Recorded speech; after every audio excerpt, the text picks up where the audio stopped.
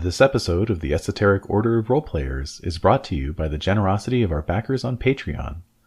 Go to patreon.com/esotericrp to find out how you can become a backer too. The Esoteric Order broadcasts from Santa Fe, New Mexico. We recognize these episodes are produced on the traditional territory of the Tewa-speaking Pueblo peoples, and we acknowledge their community, their ancestors, their elders both past and present, and future generations.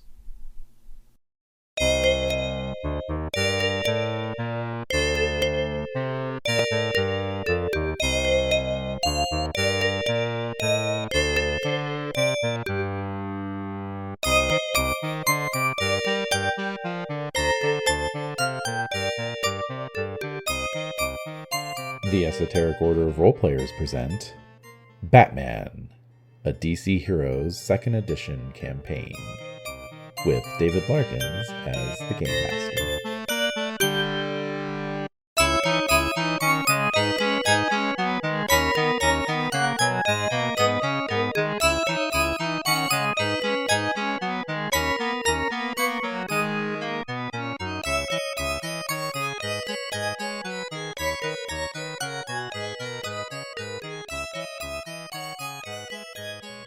Hello, listeners. A quick programming note before we begin. Those of you who listened to our Batman RPG series last year will be happy to know that this is the direct sequel to that campaign.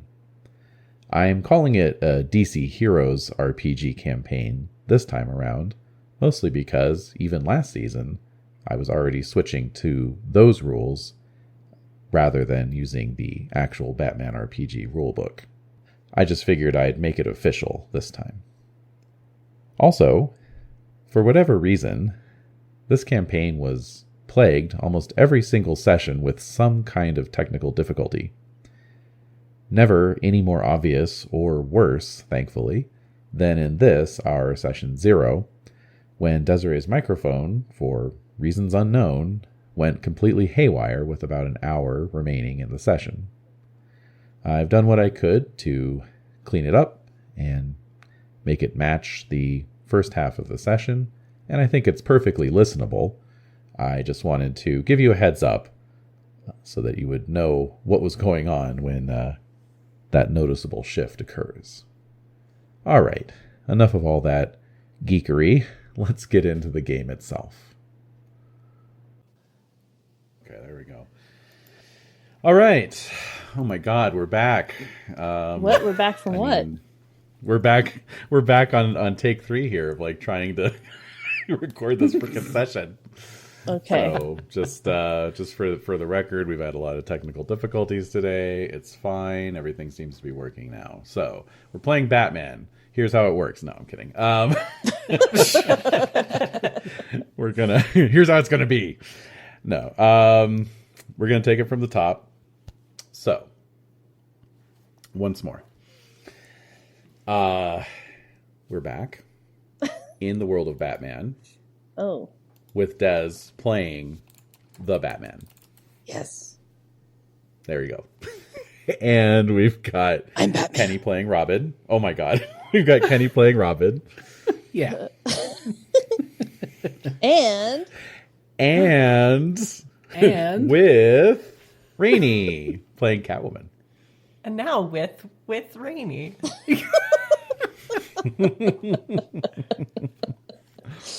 So welcome Rainey to yay. Because I haven't said this to you twice already, but welcome. Yeah.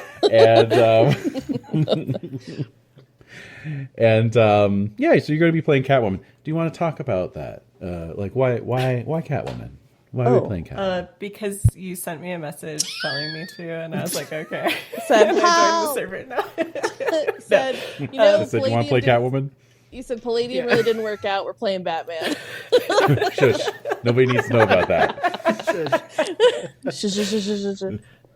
No, but I did say I love all of like kind of the morally gray characters. Yes. And Catwoman goes with that especially well because I put like Batman in quotes because if we've seen the movies, we know it's not true. But like how it also has the like non-lethal thing, like that's like part of her jam. So they have that in common, even though she's a villain. Like she's not even in the sometimes friends section of the book. She's in the villains section.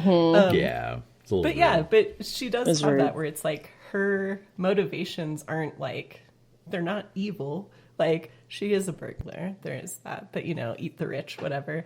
You know, but she's not really there to like kill people, make everyone's life miserable. She just wants shiny things and cats, you know, like relatable content.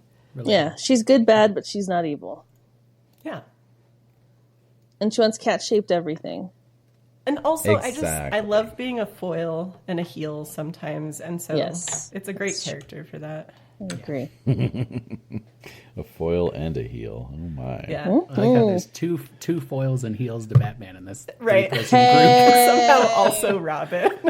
Well, Well, Batman's got two heels. We all know that. So.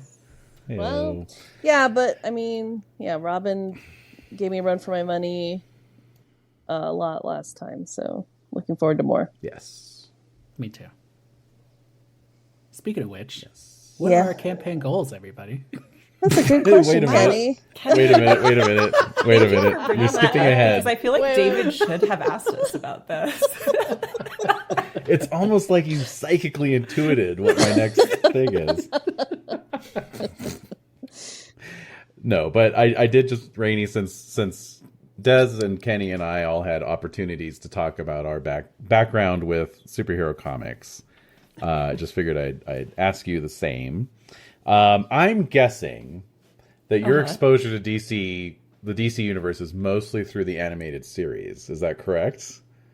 You know, like many people my age, that is correct. Yes. Yeah. So, animated series. yeah.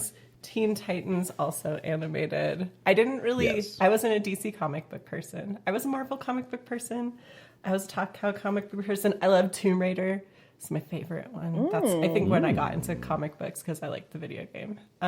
Interesting. Yeah. So, but yeah, not a lot on the DC side. Like I have comic books. They are not DC. But I still enjoy the world, but as presented through media because I never got into the comics. Yeah. And I mean, that puts you in good company here. I mean, it's kind of same story. Yeah, Kenny's the one he's the one who knows the most, I think, out of all of us about the comics. Yeah, he knows like what the fucking series and arcs are called and shit, you know. I don't know about that. Like I can just like say, "Ooh, the Killing Joke" to try to be impressive. I still don't know anything. Like I Yeah. know that's a thing. I know what the Killing Joke is because I worked at a used bookstore that had a comic section, and so people would come in and trade their Killing Joke graphic novels or something else, and then I'd have to shelve it, and there you go.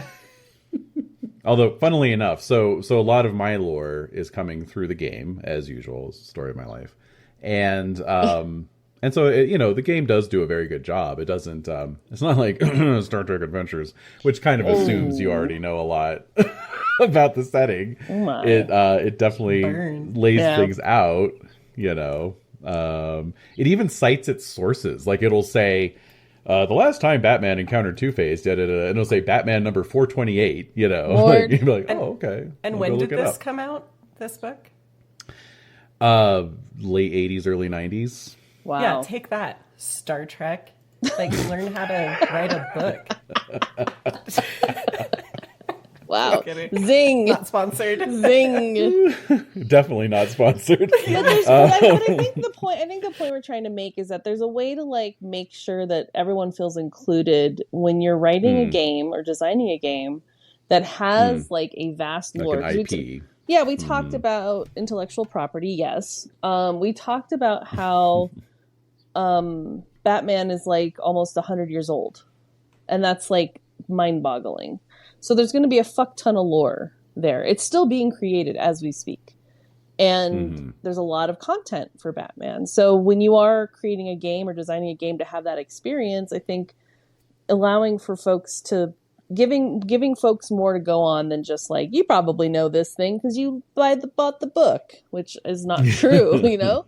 Or we don't need to get into this. We'll just make a passing reference to it. Yeah, and it's just like, no, that's not helpful. So there's different ways to make a game more inclusive than anyway. Certainly. But you're saying the Batman RPG does that. Batman RPG and DC Heroes, yeah, both. The Batman source book for DC Heroes does a really good job of it. Really gets into the lore. But yeah, speaking of Killing Joke, I mean, it is funny because it's like, and when was this published? Because it's very much like, oh yeah, this is definitely in that era where it's like, oh, Batman's very grim now and very like, you know, serious. And so, yeah, because it's like, Barbara Gordon, now known as Oracle, because she was paralyzed by the Joker. And like, I don't know, there's like all these other casualties sprinkled throughout. Oh yeah, I mean, Jason Todd. Catwoman's profile is the most grimdark version of Catwoman. It was. I messaged Rainey last night. I'm like, are you comfortable with the backstory they give in the Batman source book? She's like, yeah, mostly. Thanks for asking, though. But it's funny because I was looking at the DC Heroes 3rd edition PDF yesterday for reasons I will explain later. But the 3rd edition came out in the early 90s, and it was kind of an omnibus, like, trade paperback, you know, of 2nd edition, which is a box set. But obviously they also updated it to what the current, you know, continuity was at the time, which happened to coincide with that brief period when Superman was dead. Oh no, they killed Superman, you know. Cool.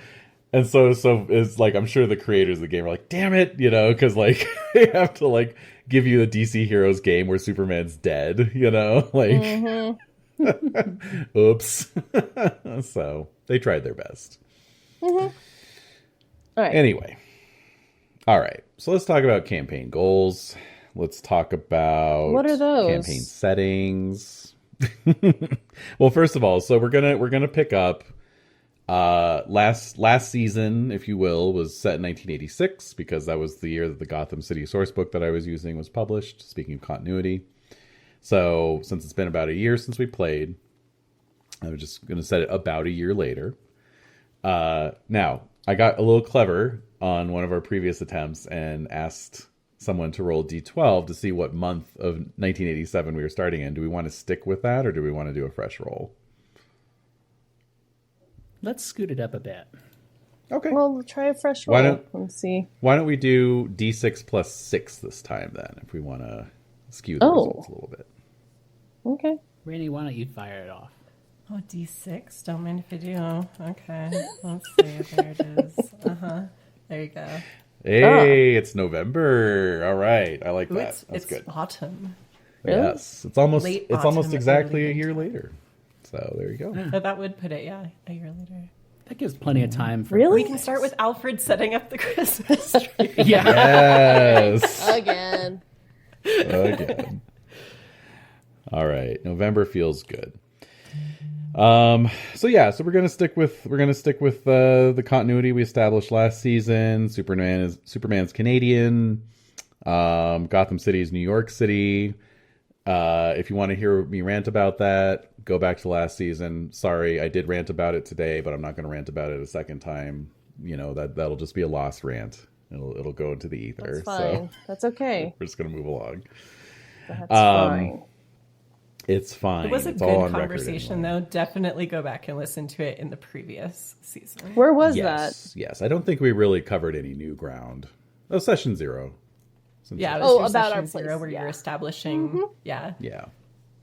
place. Which, by the way, with this is session 0, we're establishing campaign frameworks. We're going to do a rules review, and then with whatever time we have left, I'll do a short little intro scenario. So, speaking of which, obviously we've got Catwoman. She's morally gray. Sometimes she's a villain. Sometimes she's an ally. She's an irrational attraction to the Batman. Oh. She has an irrational attraction to the cats.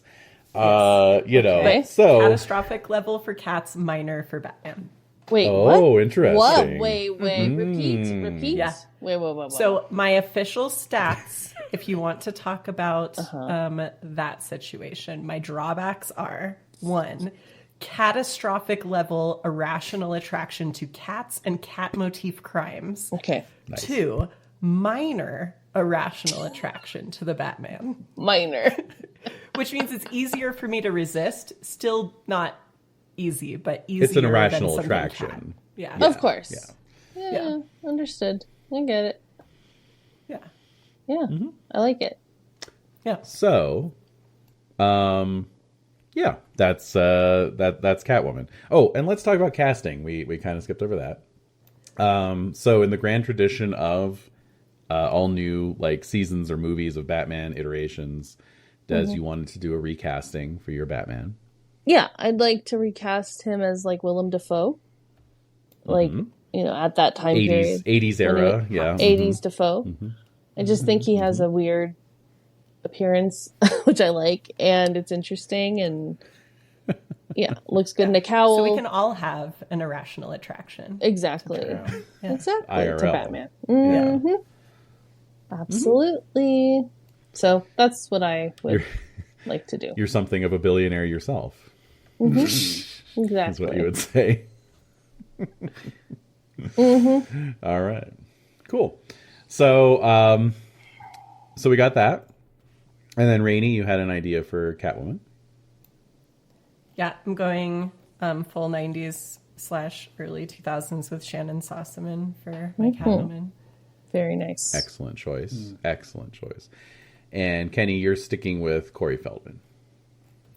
Yeah, there were a few choices I had on backup, but I just don't think any of them are as strong as Feldman. So Yeah, I completely agree. yeah, Yeah, so it was a perfect casting. Especially since now Jason Todd's 14, and that's the age Corey Feldman was when he like hit the big time. He was in Goonies, he was in Stand By Me. So like, totally. That's classic Feldman, right? That's right. And, Yeah. the mullet has not yet appeared. Sadly. True. Sadly, Well, It will soon. Give it a year or two. All right. Great. And then we were talking about Tony Todd for Commissioner Gordon, which I wholeheartedly endorse. great choice. And anyone else? I can't think. I don't know. You have to name the other characters. What are the other? You have like tons of NPCs. Yeah, you've made it mysterious who we're going to run into. Exactly. So how do we cast? Well, How see, can we I know? don't want to tip my hand. I don't want to like. Well, then don't ask us to cast them. Yeah, then we're done. We're done. No, recastings, as not they new appear. castings. Yeah, yeah. Oh, okay. Got Well, it. who else came up? I mean, we had Donald Sutherland as Alfred, which I still are like. we comfortable with that? I'm Yeah, fine that's with fine that. with me too. Since What do y'all especially think? since again in terms of our headcanon, although this was based on a close reading of the text, apparently the Pennyworths have served the Wayne family for generations and therefore by definition can't be British. So we're quite comfortable with having an American play Alfred Pennyworth. They only import the finest new stock. The finest from new the British Pennyworths. brand. That's right. We We established did speculate as to Yeah. whether there was a Pennyworth farm back in England. Very Yes. weird. I'm farming Pennyworths right now. That's right.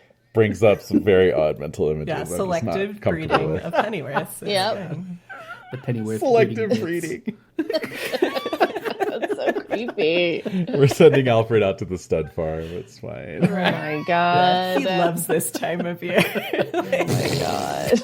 When the Pennyworths are running. No! Yeah. Oh my god. Oh my God. Moving Wedding on. season for the Pennyworths. All right, so Stop. We heard it the first time. Yeah. it's when the butlers shed their velvet gloves. Oh Lord. Yes. Yes. Yes. That was witty. I enjoyed it. Thank you. my A little goodness biology gracious. humor for you there. All right. I appreciate that a So, lot. Yeah. let's see. Any other recap? We had Vivica A. Fox as Vicky Vale, which is cool. Amanda Seyfried as Summer St. Cloud, who's getting out of jail just about now. She was involved in that that little, she was playing around with daddy's money with the Falcone crime family. So Batman kindly sent her off to 1 year in prison. And let's see here. I think that was about it. So, Joker, Prince as the Joker. I'm going to stick with that. I'm going to try and channel a little bit of Jinx Monsoon as well. Beautiful. But more in my aspect rather than, appearance, I guess, right? Yeah. And yeah. So we didn't really cast Two-Face because he's Two-Face, Yeah. So there you go. Although I did find out that Burton very much wanted, because if you remember, Billy D. Williams was Harvey Dent in the '89 Batman. Right. Yeah. And Tim Burton was being very intentional about that because he wanted a good. black actor to be Two-Face. Oh my god, that would have been awesome. Yeah. That would have been awesome. I'm fine with keeping that casting, honestly. Yeah, I mean, let's do that. Just I'm Billy fine with that. Billy D. Yeah, hell fucking yeah. All right, we'll keep it. Nice. Cool. All right, so that was casting. Anything? Oh yeah, so campaign goals. All right, so how are we bringing Catwoman into the mix without it being too artificial, right? I don't want to just have every adventure be like, oh, and Catwoman's here too, like. Yeah.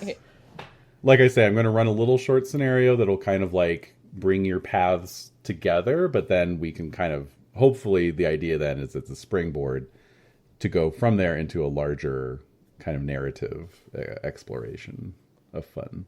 So for Catwoman, for example, Rainey, do you want this to be a redemption arc kind of season where by the end of it she's like, I'm not cat burglaring anymore, Doubtful. I'm reformed? Don't believe Or, her. But to be fair, she reforms multiple times. Yeah, exactly. She over does. the course, so it would be temporary anyway. But it would. It would. I don't know that it needs to be the spotlight thing. I kind of like the idea that even if that ends up happening through play, it's because the original intention is more selfish.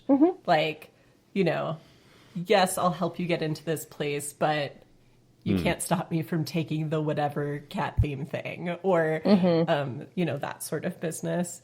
I like those ideas. And then I also have weak links in my background too. So if it ends up involving my sister or my best friend, coworker person, then I have to be helpful against my own will. So I'm okay with any of those inroads, but I don't think it has to be a big oh, this is the Catwoman redemption season because, if it happens, it happens, but it's not going to stick anyway, so it's fine. Right. Are your cat-related crimes knocking the glass of water off the counter and what is a cat-related crime? Just that I am drawn to, even if it puts me in severe danger, steal anything that would belong in my cat collection is the issue. Okay. So if they're oh, this prized Hello Kitty, Queen's Diamond collection or whatever, I have to steal it. I don't have a choice. I love that. Would it also be... Oh, sorry, Kenny, go. Oh, I was just going to say, you're not going to be clawing at my window to be let in. No, That's I what really I was also gonna- do that's what I those was things. asking. Yes. Oh. I will my also do behavior, those things. also cat. Yeah. Yes. Okay. Nice. But I'm not as drawn to do those irrationally. I just do those rationally. So. Rationally. It's a conscious decision. Yeah. Yeah, some cats, they do that. They know they know what they're doing. They know what they're doing. They're knocking on those windows at 2 a.m. Oh, yeah. They make eye contact when they knock the thing off the table. What do you think of that? Yeah. They know. Absolutely. 100%. Little bastards. Okay. Bastards. All right. So, and then Kenny, what's your goal for this season? My goal for Jason Todd is to kind of evoke maybe the next part of his, I guess, major arc, which is to discover his, the whereabouts of his biological mother. Which kind of sets up a death in the family, and which I think happens chronologically right or sometime after he chooses not to kill Two-Face and Two-Face gets arrested, which happened in our last season. which did happen in our last So- season. And The Death in the Family was published in 1988, so it would be There we go. appropriate. Yeah. Kenny, you're sounding very benign right now, which is concerning because it seems like, that Robin / Benign. Jason is like a murderous little kid who wants to just Murderous little shit. Yeah, he just wants to start murdering people. I have problems. Okay. Yeah, no, we're talking about your character. Yeah, Kenny. not you. Like, Oh. Robin so Jason Todd, obviously he also has a temper problem. Okay. His greatest asset is his rage.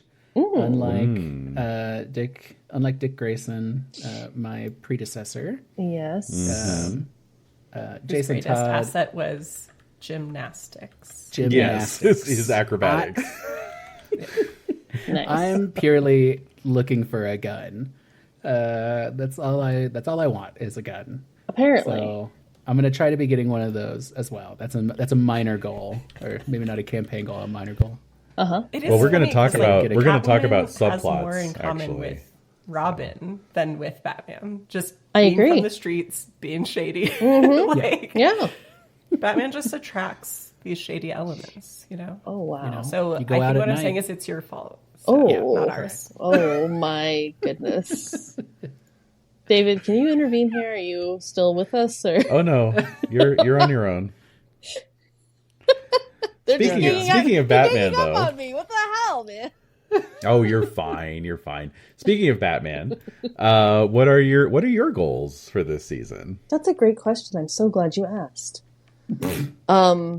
My goals are, I think like my goals are like trying to balance the emotional responsibility that I have with Jason. Like Dick was kind of like he was really self-contained and very self-sufficient, so I didn't really have to worry about him. Whereas Jason has more of a, needs more guidance. And I don't know if Bruce / Batman is up for the task. And so it's taking a lot more time, effort, attention that he's not used to giving. So there's these emotional attachments and like these ethical responsibilities that he has, and he has to balance that with his responsibility as Batman. With Catwoman in the mix, there's a whole thing we have to talk. We always obviously have to like figure out like how many times have they interacted, what was the vibrations, the tenor of those interactions, and so I feel like with Batman this time around, the goals are just to explore these ideas of the social justice and responsibilities as Batman and the emotional side of Bruce and like how he has to handle and navigate those relationships. So I feel like it's more about relationships and also responsibilities. So we'll talk about subplots because a lot of what you guys are setting out actually are perfect subplots. So, but that's fine. That's exactly what you should be sort of outlining. So then we have to talk about overall campaign goal, and so that could be something like, kill the Joker, or it could be something like, all right, well that's a lot. Yeah. Or it could be something like we want to clean up this one part of Gotham, or it could be like we want to improve quality of life in like all of Gotham in a certain direction, And so what I'm talking about there is something that I'm borrowing from another game that was published by the same company that did DC Heroes. Used a variation of the DC Hero system. It was called Underground, and it was kind of it was more influenced by like the 90s sort of like dystopian comics by like, Grant Morrison and those guys, that was like very kind of like cynical and, sort of, I don't know, much more willing to engage with, social commentary and that sort of thing, right? And so Underground is set in this sort of dystopian future, so it's like kind of a cyberpunk / superhero mashup setting. Yeah, it's a very interesting game, but it also introduced this idea of what it calls parameters. And parameters, there are 7 parameters. Those are wealth, safety, government purity, quality of life, education, necessities, and take-home pay. Okay. Each one of those is rated on a scale of 1 to 20. And can be set at any level. So, like, I could set the parameters for the entire U.S. I could set the parameters for Gotham City. I could set the parameters for the Manchester district of Gotham City. Right? It just depends on what you guys want to do.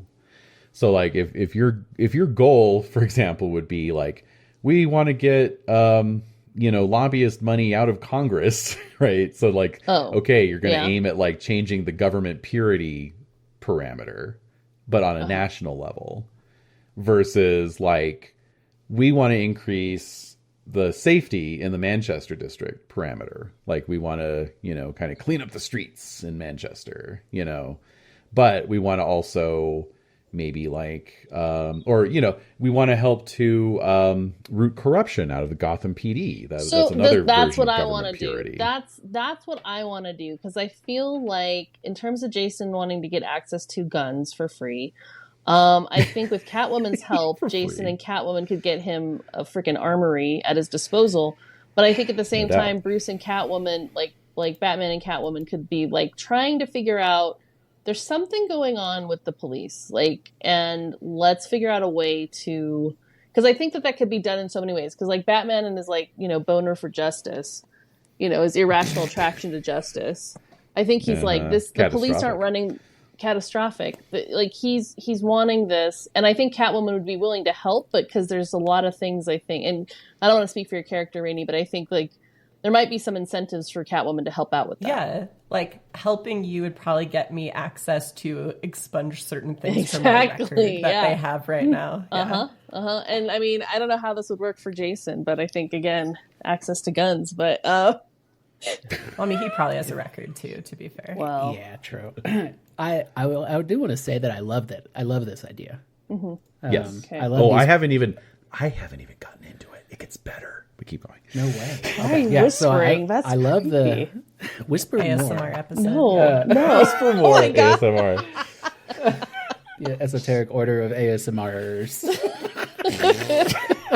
The EO ASMR. Okay. Yes. I love the setting parameters for Gotham, and for maybe the major, districts or boroughs or whatever you want to call them. I love that idea. Yeah. Okay. Yeah. That's one of the things. So, but like David said, like this isn't just like it's just the tip of the iceberg, is what you're saying. Right. So, but this is the overall goal. So, sounds like what you want is to increase the government purity of Gotham City, is how we would put Yes. it. Mm-hmm. Yes. Okay. Great. So, the way you do that is by spending hero points. So, son of a you bitch. accrue hero We need them. Son of a bitch. You need those. It's a third way to spend hero points. Oh no. This is why superheroes never change, is because they're always pumping hero points into saving their own asses and trying to affect the world around them. So They're pumping never changes. They're pumping hero points into their ass. What was that? Yeah. I'll pump anything in my ass. Hey, we're talking about your character. again, please, it's a 14-year-old boy. 14-year-old boy. This is going to get us banned from Stop YouTube. it. This is Kenny. Okay. All right, never mind. All I right, guess that's better somehow.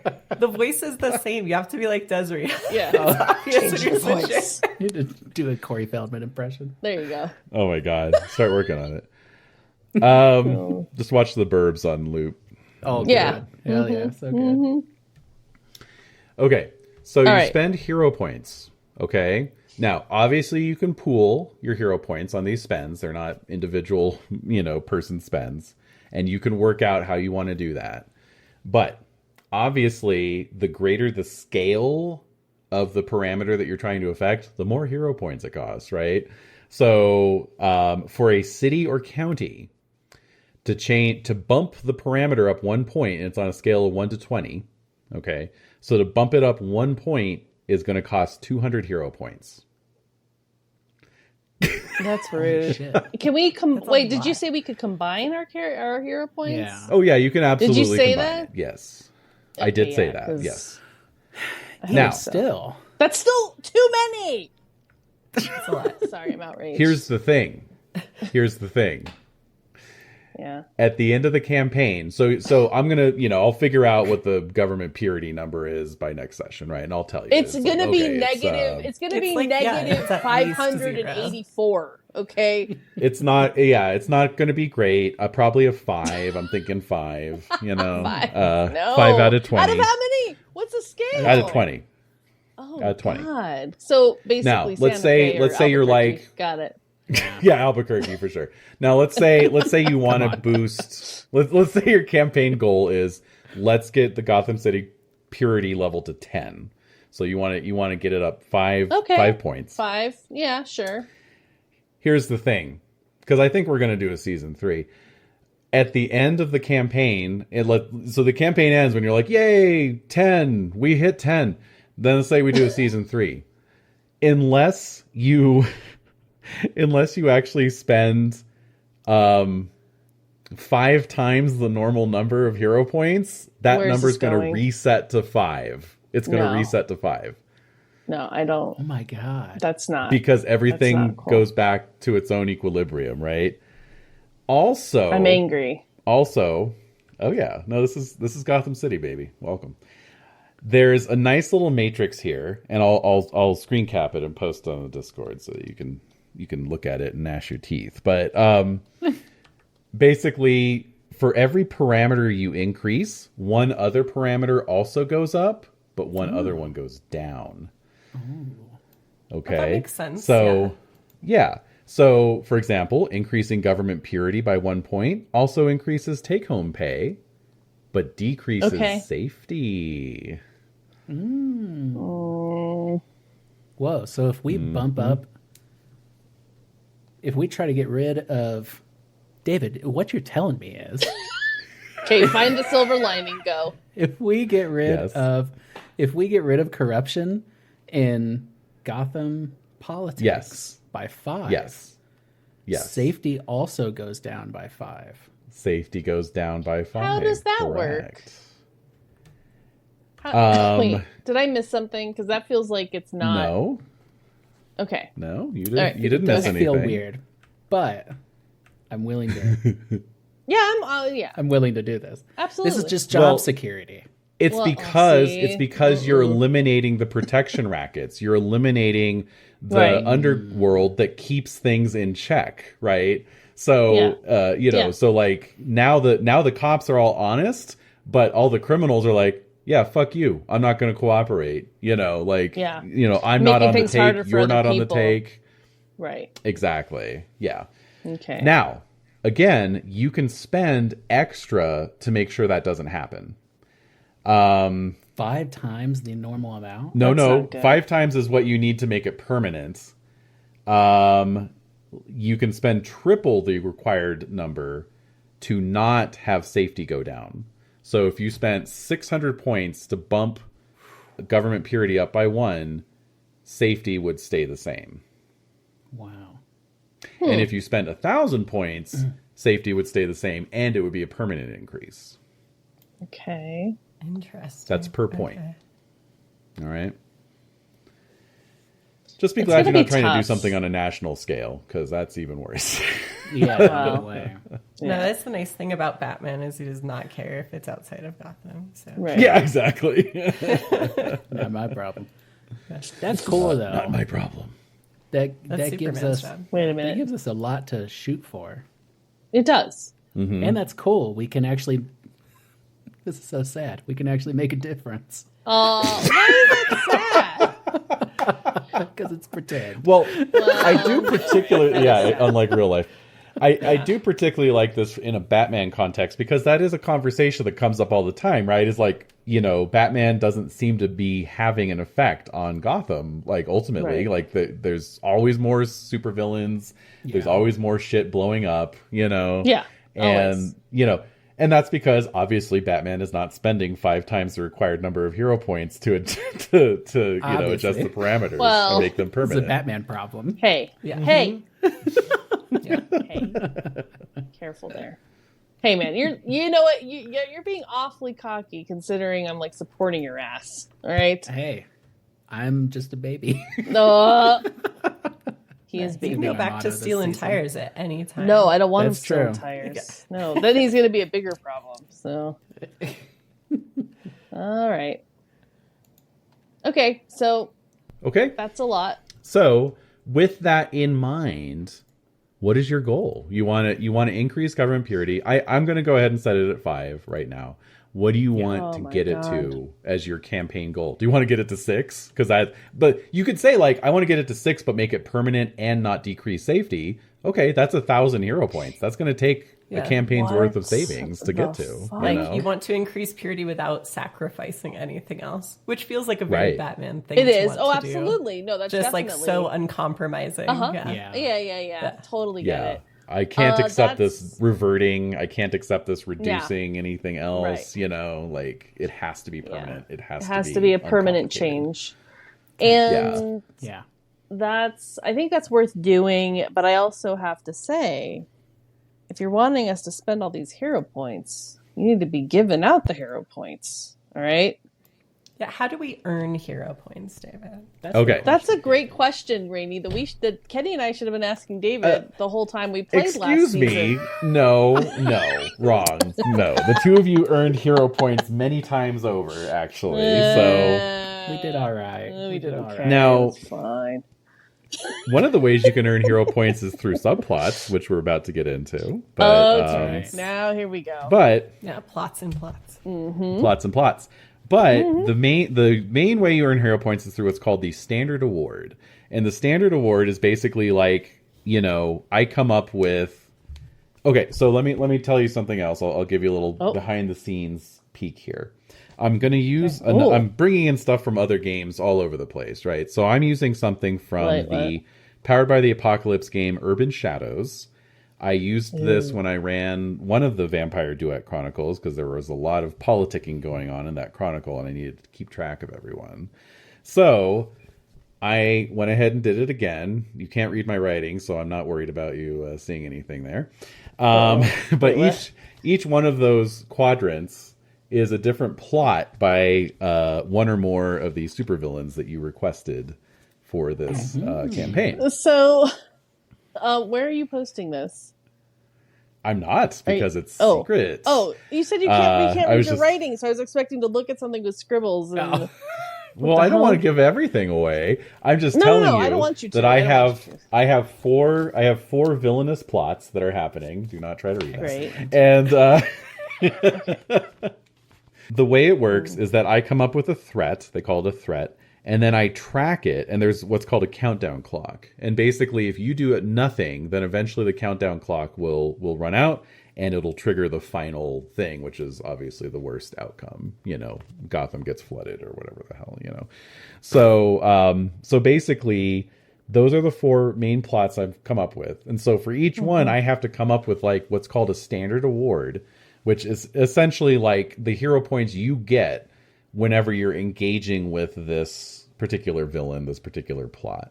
And it's based on, there's a bunch of different. So, well, first I calculate the standard award. So it might be like 60 hero points, let's say.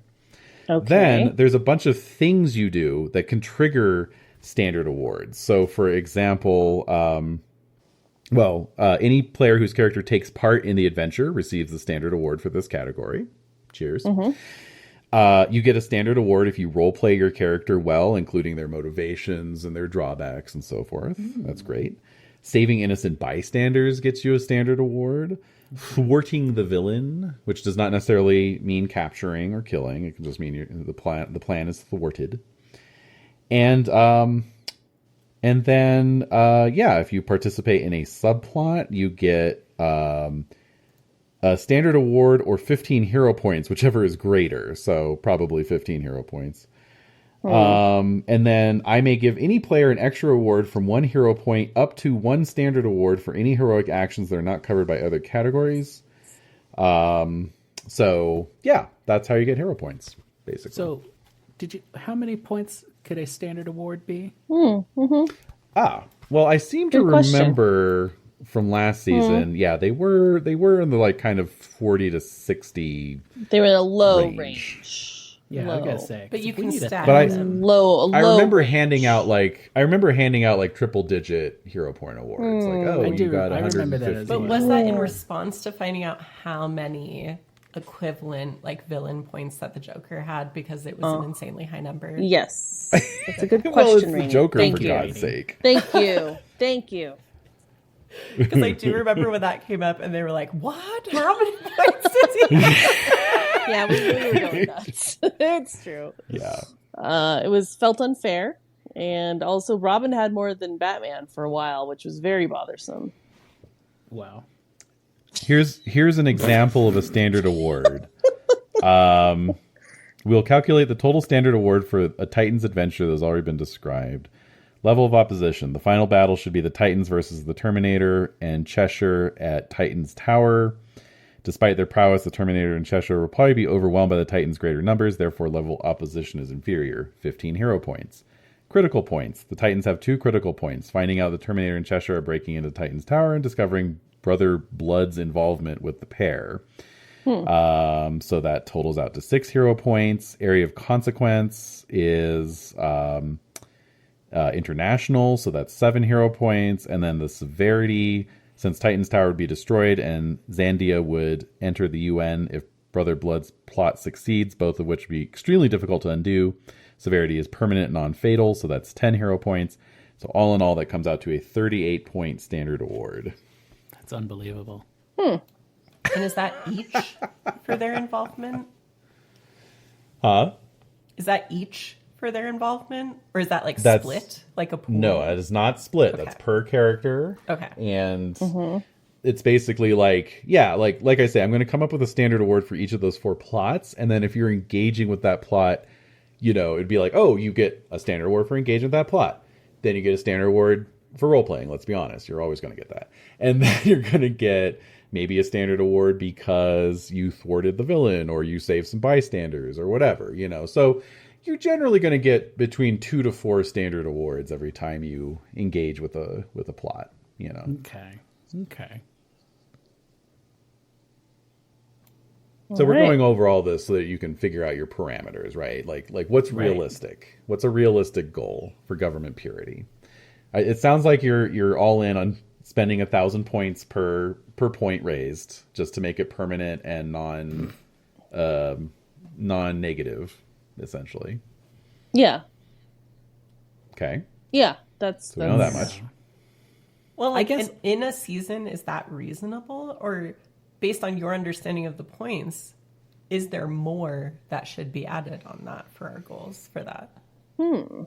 I think it's more a question of the number of points you want to raise. So like, I think 1,000 points to raise it permanently is a worthy goal for a whole season, to be honest. Right. Yeah. I Or think if you're that's more doable. interested in raising it, you know, like let's just pump it sky high, safety be damned, you know, or whatever. Like that's No, a that's whole not other- good. I don't think Batman. I don't think the Batman would want it. It needs to be like at least a step in the direction of sustainable change. Versus, And that feels just, like the level of change we'd see with only 1 point, as it were, too. It feels realistic for a season arc. As yeah. well. Like, Yeah, we 'cause feel that they would represents, see a like, difference, but it's not serious- like Yeah.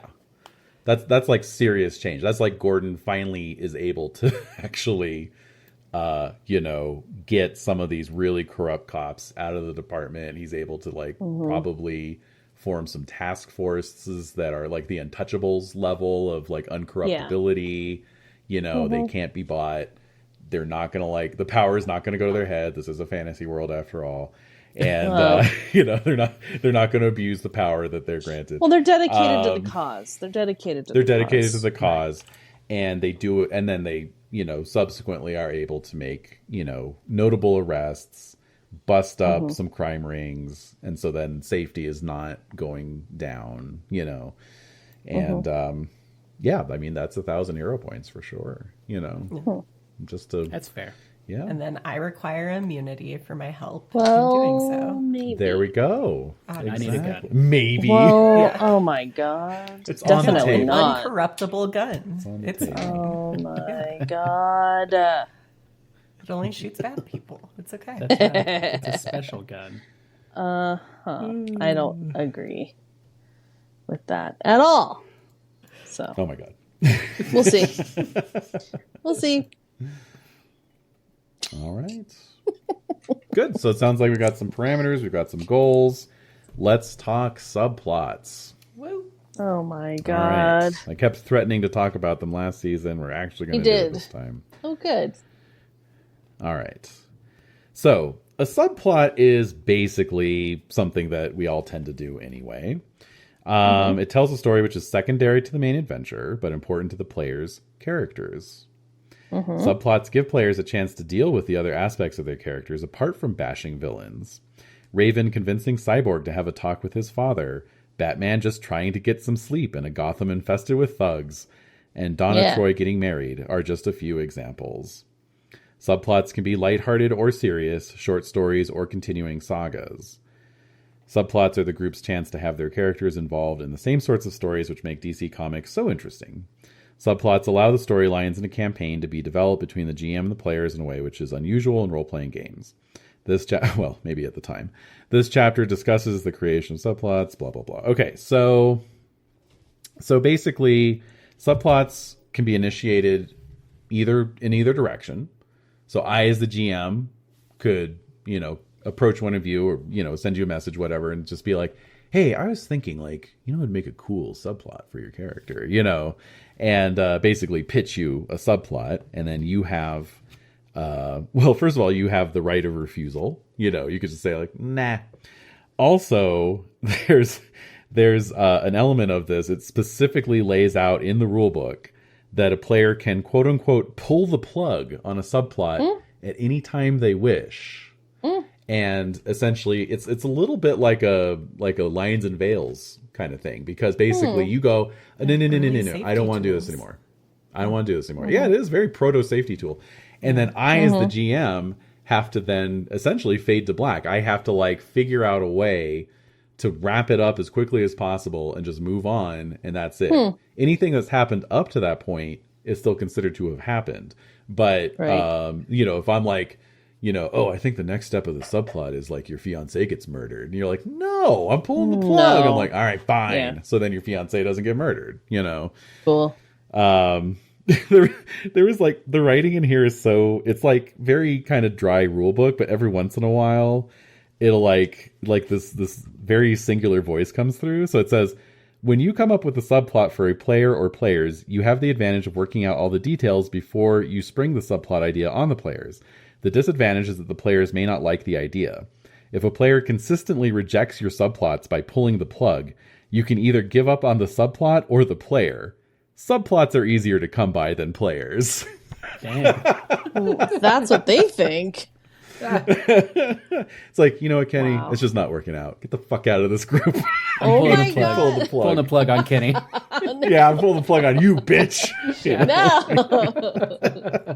Oh my God. Anyway, and then obviously you all as players can develop your own subplots and approach me about it. Say, I'd really like to do this. Yada, yada, yada. There's a section in here I will clip out from the PDF, post it in the resources, about playing subplots for players. So, step A is creating a subplot. How do you do that? How do you play your subplot? Subplot categories. So they have subplot categories like dealing with your criminal past, dealing with your secret past, death guilt, which is something that Batman gets to deal with after Jason Todd gets murdered. Enemies, family subplots, friend subplots, job subplots, power complications, public reputation, romance, secret identity, school, and wealth. Nice. Okay. There are basically two types of wealth subplots: sudden fortune and sudden bankruptcy. Oh my God. Yeah. So, I think that's another thing I should mention is that the game definitely wants me to run this in a very old school kind of way where I have an in-game calendar that I'm ticking the days off of, and we're not going to do time jumps and shit. Because there are like mechanical things like building gadgets, which we're about to talk about, or like even with Batman, like his trope is like he has to go on at least one date a week or lose 5 hero points, you know, and it's like, Right. you know, I have to keep track of like what week it is. There's all of you have to make monthly wealth checks. And, you know, if you succeed, your wealth might go up. You made a little extra money this month. If you fail, your wealth goes down and you might be bankrupt, you know, and that kind of thing. So, you know, it's a little bit old school in that way. But the subplots also would, you know, work off the calendar kind of mechanic. Because, you know, it might be like, oh, I want this subplot to play out over the next week of game time or whatever, right? Or like this weekend, you know, like, oh, there's a wedding. We have to go to this wedding, you know, that kind of thing. So they can be very short. They don't have to be like open-ended, but like Kenny, you know, you were suggesting like I want Jason Todd to find his mother. That's a subplot, 100% subplot. And that could be a full campaign's worth of subplotting, you know. You know, Rainey, I know Catwoman has some built-in family stuff, you know, obviously that family and friends, you know, that there's a lot of rich material to mine there, I would think, you know, that sort of thing. So yeah, that's subplots. So you can think about those. I'll post the PDF up, like I said, and, you know, and before next session, you can just let me know, or whenever. You know, whenever you want. But it does net you 15 hero points to engage with the subplot each time you do. So, All right. Okay. All right. So gadgets and then a quick rules review. And then we can get into our little mini scenario. Yeah. All right. So the Batman has gadgets. Robin has gadgets. Even Catwoman has a couple gadgets. Catwoman does not have any gadgetry skill, I believe. Is that correct? No, I just have equipment. I don't work on it. It's just stuff I have. Okay. I don't believe Robin you has have. one Omni gadget. Is it one Omni gadget? I have. Yeah, where is that listed? Oh, there it is. I have a 5 C AP C Omni gadget. Excellent. And a couple other things as well. You've got your costume and so forth, right? Yeah, costume, battering with rope, and a radio. And a radio. Okay. You do not have the gadgetry skill either. Is that correct? Do not. Now, if you wanted to spend some of your precious hero points and buy that even before we start play, I'd be totally fine with that. You know, maybe you've been learning a bit down in the Batcave, you know, how to solder things together and so forth, you know. I do have 250 HPs. Woo! Boo! All right. I'll spend all of them right now. Oh my god. No, On what? you gotta save them. On Not gadgetry. on government purity. Yeah. On government purity. Yeah, that's your job. See, I don't no. And I have 114 hero points, which I'm resentful of. Well, I feel like I should have more than that. You spent a lot trying to stop the Joker, and you did. So there you go. And you got some back, and here you are. Okay, so let's look at the skills here. How do I bump up my gadgetry? Because I was gadget heavy last season. Yeah, I think getting Yeah, you were, and you were like constantly wanting, you know, more. Yes. So, oh, there we go. I was constantly asking for more gadgets. Yeah, and guns. All right, And guns. so the Fun type of base gadget. Yeah, it is. the base cost to even learn the gadgetry skills 25 hero points. Easy. And then the APs are based on the factor cost. So to buy 1 AP would cost you 4 points. To buy 2 would cost you 8 more. To buy 3 would cost you 16 more. To buy 4 would cost you 24 more. You see where this is going. I would like to buy 6. You would like 6. All right. So here's the part where I get out the calculator. All right. 4 plus 8 plus 16 plus 24 plus 32 plus 48 plus the 25 to buy the skill costs you 157 hero points. Easy. What? And how many do you have to spare now? Like 100? 93.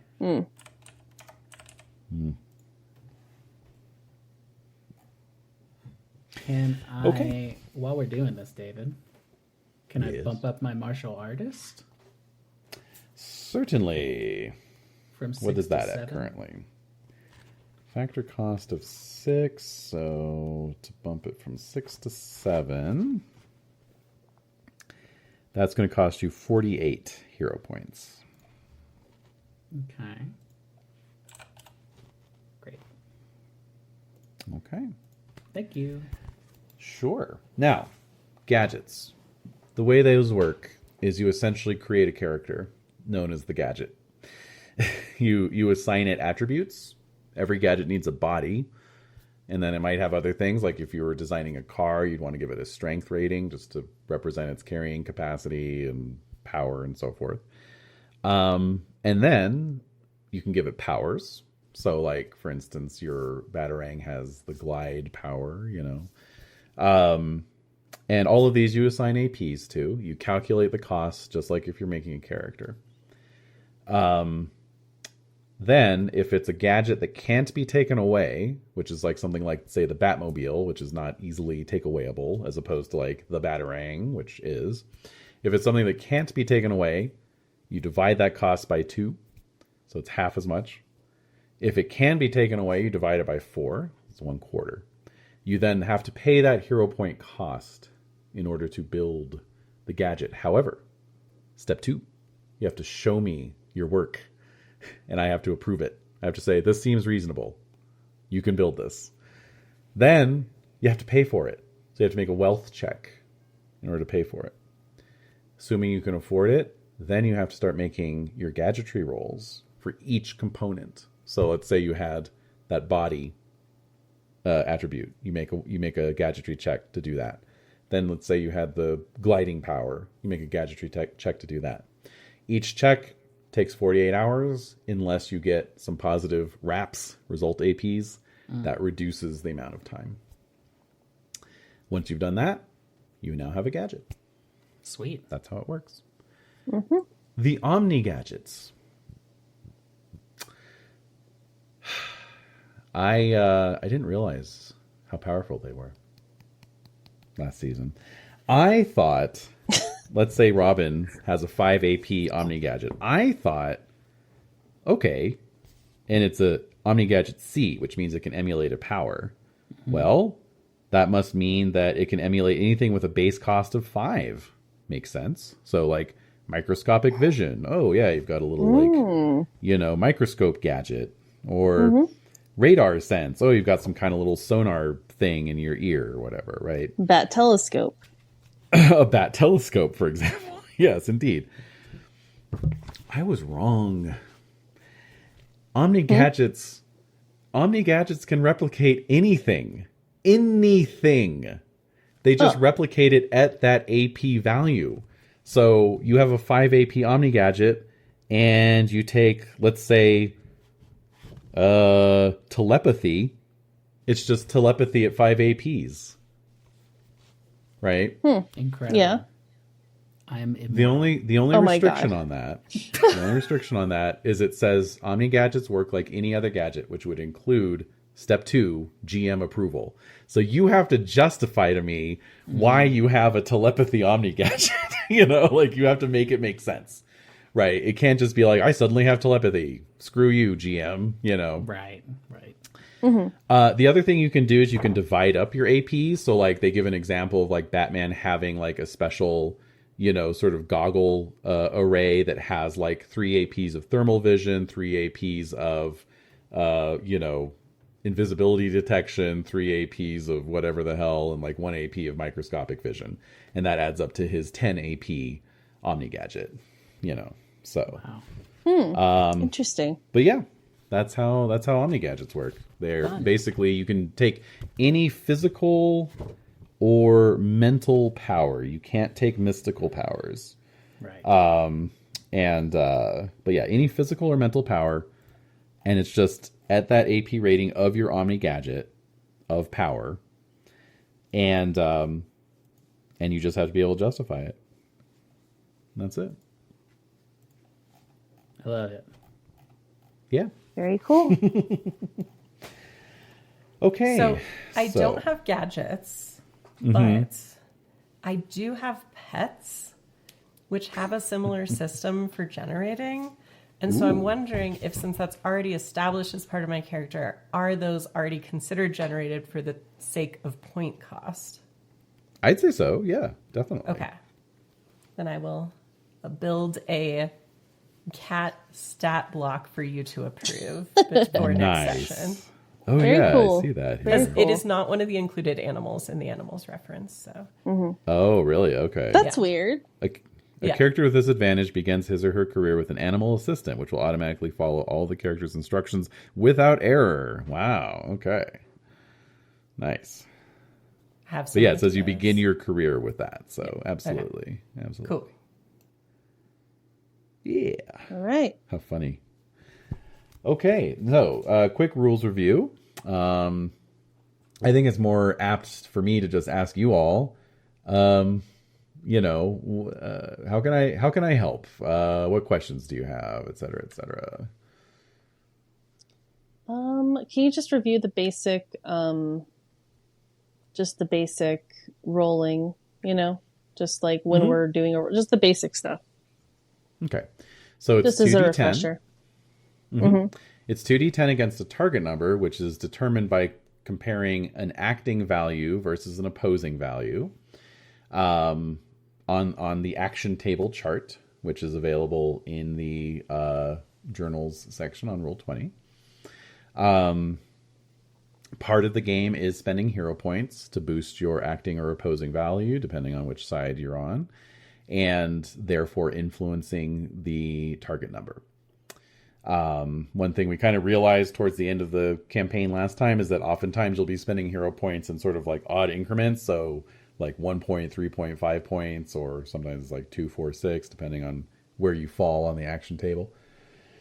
But for example, like if you had a value of 6, spending 1 point would bump it into the next row of 7 to 8, whereas if you had a value of 5, you'd have to spend 2 points to do the same thing. But yeah, you can spend hero points. There are some restrictions there that are based on the genre of Batman that we're emulating, which is the 80s era Batman genre, where, let's see, killing attacks are allowed. And let's see what else you can do here. And remember, we also have the Batman classic bits. Telling Don't want to forget Robin, those. Don't get into trouble, and then Robin goes and gets in Yeah. trouble. Yeah, fully expecting that. All right, killing combat is allowed. The most you can shift columns using hero points is 2 columns. Let's see, what else? You cannot spend hero points to boost your initiative. I forgot that for our last session, but whatever. And what else? What else is important? Oh, multi-attacks can affect a maximum of 2 opponents. You cannot use devastating attacks. These are emulating the serious tone Batman era. So there you go. Right. We'll take it. We'll just we'll go ahead and assume they know what they're talking about there. We cannot use devastating attacks. You cannot use devastating attacks. You can use the other kind. So that's another thing you can do is you can declare like different tactics and stuff. So like if you're doing a team attack, for example, or what was the other one called? Like a critical blow or a flailing attack. You get what are called column shifts, which move your column around on the action table. So like a critical blow, for example, you get +2 column shifts, which actually makes it harder because you're adding 2, so you're moving to the right, which is always harder. You get +2 column shifts to land the blow, but then when you're determining the result, you get Mine is 3 column shift, so it makes it more effective.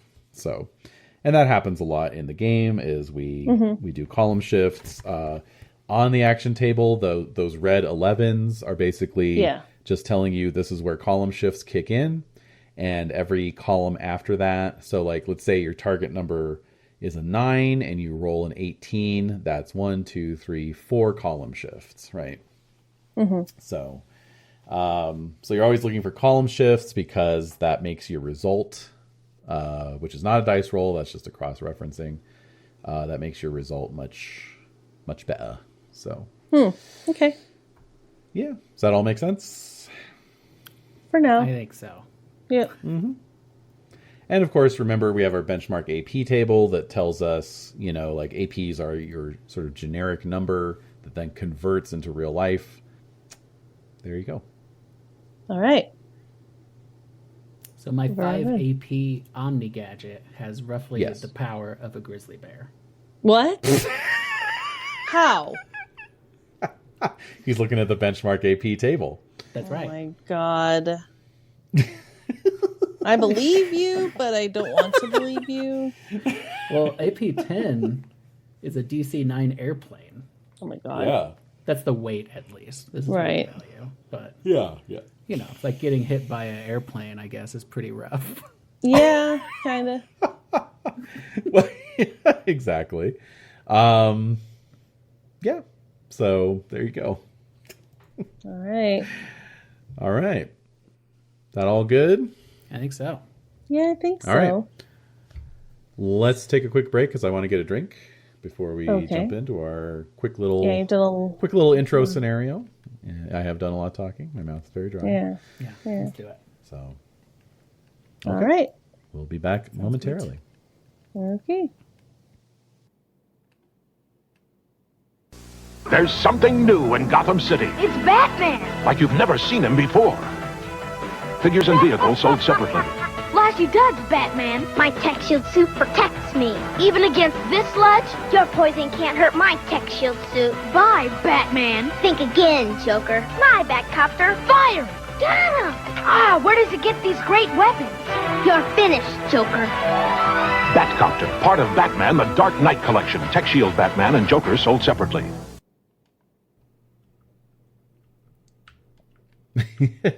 No, but I actually had to. The reason, because I said I was going to mention why I was looking at the 3rd edition DC Heroes rulebook is that I could not. I was like staring at the Omni Gadget description in 2nd edition, and it just was not clicking for me. And I was like looking on YouTube and searching the internet and explain DC Heroes Omni Gadgets, please. And the internet's like, fuck you. Everyone else gets it. What's your problem? It's one of those. One of those deals, where you're like, nobody's talking about this. That means everyone else gets it. I'm the idiot. Okay. Yeah. So then I was like, well, I wonder if because I knew 3rd edition was like more or less just, it's more like 2.5, right? It's like 2nd edition, but sort of cleaned up and added some additional details and stuff. So I find a 3rd edition PDF and sure enough, the Omni Gadget section, the wording is almost exactly the same. I think they changed like 1 or 2 words, but they actually included examples in the 3rd edition book. Oh. And that made all the difference because it was like, Batman is chasing after the Joker who's climbing a rope ladder up to a helicopter. Normally, Batman would not be able to catch the Joker, but he has a 10 AP Omni Gadget that he turns into the flight power by saying he has little jet boots on. And so he's able to fly at a 10 AP flight, which is like, super fast, obviously, and is able to fly up and, nab the Joker before he can get into his helicopter, that kind So of thing. can you just, can I just have my Omni gadget and be like, it's doing this thing right now, and it does that thing? Yeah, that's the point of the Omni Gadget. Yeah, absolutely. Oh, okay. Because last time I had to it's- like craft mine or whatever. Craft. Thank you. They had to Dave. craft Yeah, it. thank you. No. Also- It was you weren't crafting it. I think what are you remembering? I know what you're talking about. Yeah. but I'm not- Yes. Yeah. Okay. Cool. So I'm just gonna have my Omni gadget then, and be like, it's doing this thing. But then, does it just do that thing for the rest of the campaign, and I get a new. No. Only it. Okay, so let me quote to you. Let me quote from the book. Quote me the book. Yeah, a quote from the book according to David. Does he like that? People are that passionate about this game. They're like, let's keep this alive. Let's keep it going. Bless them. All right. What's that? Character interaction. Gadgetry. There we go. Okay. Omni gadgets. Okay. So it says the same Omni gadget might be a gas grenade, suction cups for the hands and feet, or a flame arrow, depending on the particular needs of its owner. The main limitation is the range of devices they can turn into. So yes, for a C Omni gadget, that's physical and mental powers. No matter what an Omni gadget is used for, it always has a body equal to its AP rating. An Omni gadget may be used for one battle or a duration of time equal to its AP rating. So if we go back and look at our benchmark APs, 5 APs is 2 minutes. 2 minutes. Yeah. 2 minutes. Yeah. So I could have 2 minutes of growth. Telepathy. What? You heard me. I'd love to have 2 minutes of growth. I know.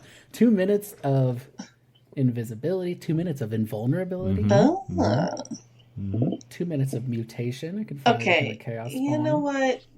You're Robin. You're playing Robin. If we can get you some type of invisibility, I think that's something that the Batman might be working on. Mm-hmm. Okay. Mm-hmm. Like Predator style. Yes. Oh yeah. Yeah. Yeah, you'll have to come up with like how to do it. Yeah. Mm-hmm. That's the main thing. All right. Yeah. Or stretching. That would have to be like just... an Inspector Gadget kind of shit, you know, where it's like, yeah. boop, boop, boop, boop, boop, you know, like some kind of special glove. Yes. I don't know. Anyway. All right. Damn. This is tight. Okay. Isn't it? I'm about to go off. Is Inspector Gadget kind of like RoboCop in a way?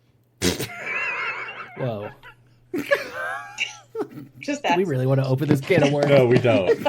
No, we don't. I just started thinking about it, and I was like, "Whoa." It's a good question. Yeah. Let's talk about that. No, Kenny, we can't. He doesn't want us to. Oh. What is empathy? What? This is Kenny asking. What? What is empathy? Man. Wait a minute. There's a mental power called empathy. Well, I mean, you'd probably be able to read other people's thoughts or feel their emotions. Yeah, I guess so, huh? One thing. So I'm gonna post the subplots PDF. I'm also gonna clip out the powers descriptions so that everyone can like reference them. It would be especially handy for these Omni gadgets, obviously. Are we doing this right now? Are we gonna just to answer the question? This power allows a character to feel the emotions of others and determine the person's exact emotional quality: happy, sad, angry, afraid, or experiencing any other basic emotion. Okay. Okay. All right. It also notes that Raven of the Teen Titans has this power. Mm-hmm. All right. So, it's November in Gotham City. I should put some music on. Oh, yeah. Yes. Let's see. Oh, good. I still have all my old Bat tracks. Yes. I won't do City Under Siege. Please don't. Please, now more than ever, don't. No, more than ever. City Under Siege. Jesus. All right. It is November in Gotham City. Fall slowly giving way to winter as a cold rain falls, turning the streets onyx, black, reflective, lights twinkling under orangish clouds. And we join birds tweeting in the background. We join. Well, all right. You know what? Sorry, I can't control the birds. Sorry, There's just birds outside, and they're very loud.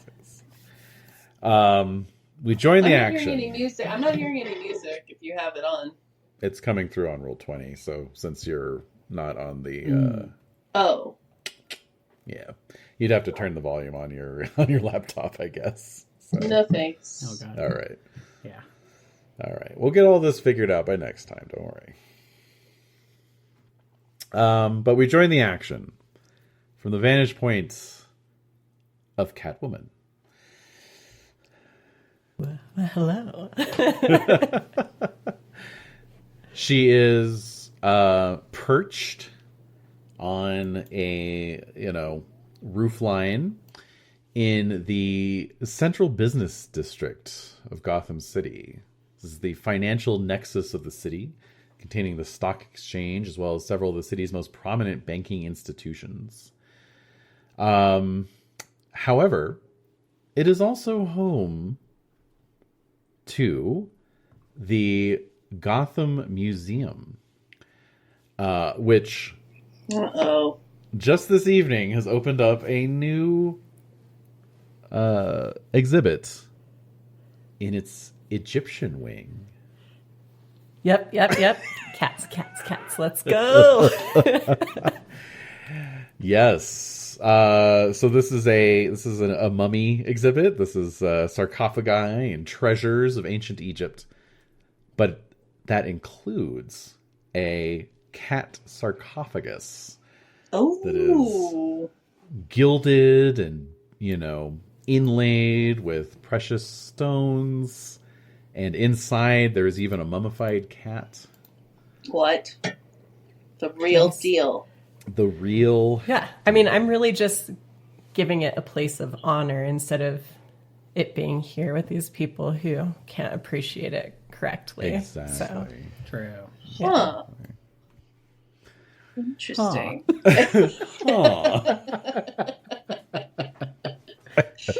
Questioning the motives.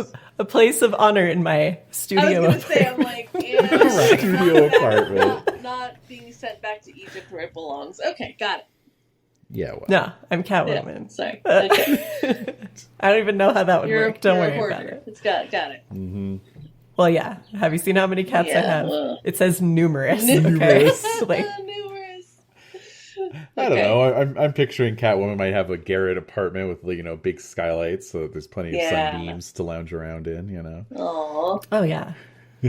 Cool. Anyway, so how would you like to steal this sarcophagus? Essentially. So it is my understanding that all movie and especially Gotham museums have these crazy roof windows. Yes, absolutely. For entry of burglars. Absolutely. So my initial plan, I think I would have, if it would have been acceptable, scoped it out not as Catwoman, gone into the museum first to understand where things are and do you have what security was present. Sorry, I don't mean to interrupt. I'm so sorry. No, you're good. What is excited. what is your alternate identity? Like Selena Kyle. Selena Kyle. Obviously. And what do you do as Selena? Like, who is Selena? I am a reformed sex worker. But whatever pays the bills, That's right. Okay. I'm from the streets. Don't worry about it. I'm just curious. Just I don't know. don't ask too closely Me what too. she does for a living. She Yeah. might Wait, cut you. yeah, exactly. All right, fine. I'm just curious. That's all. So you went as Selena to check out this exhibit. Yeah. Okay. Yeah. Because I also assume, because somehow, even though it's supposed to be the darker reflection of our world, much like Vampire, Oh my god. it's also somehow better in that the museum entry is probably free. Yeah. Well, it's the Wayne. Well, the Wayne Foundation funds it, so that. Oh yeah, Like, that's there's always- yeah. I probably roll my eyes so hard, but also I'm like, yes, free. No, I went on the third Tuesday of the month. That's free admission between 9 and 11 a.m. Or All right, I'm Right, just going to right. say, as Bruce Wayne, yes, all museums have free admission in Gotham thanks to the Wayne Foundation. You pumped some hero Of points course into they that do. one in an earlier campaign, not appearing. Oh, Hell yeah. That happened Not appearing in this previously. picture. No, but Yeah. yes, that, Before your parents died, they put their hero points into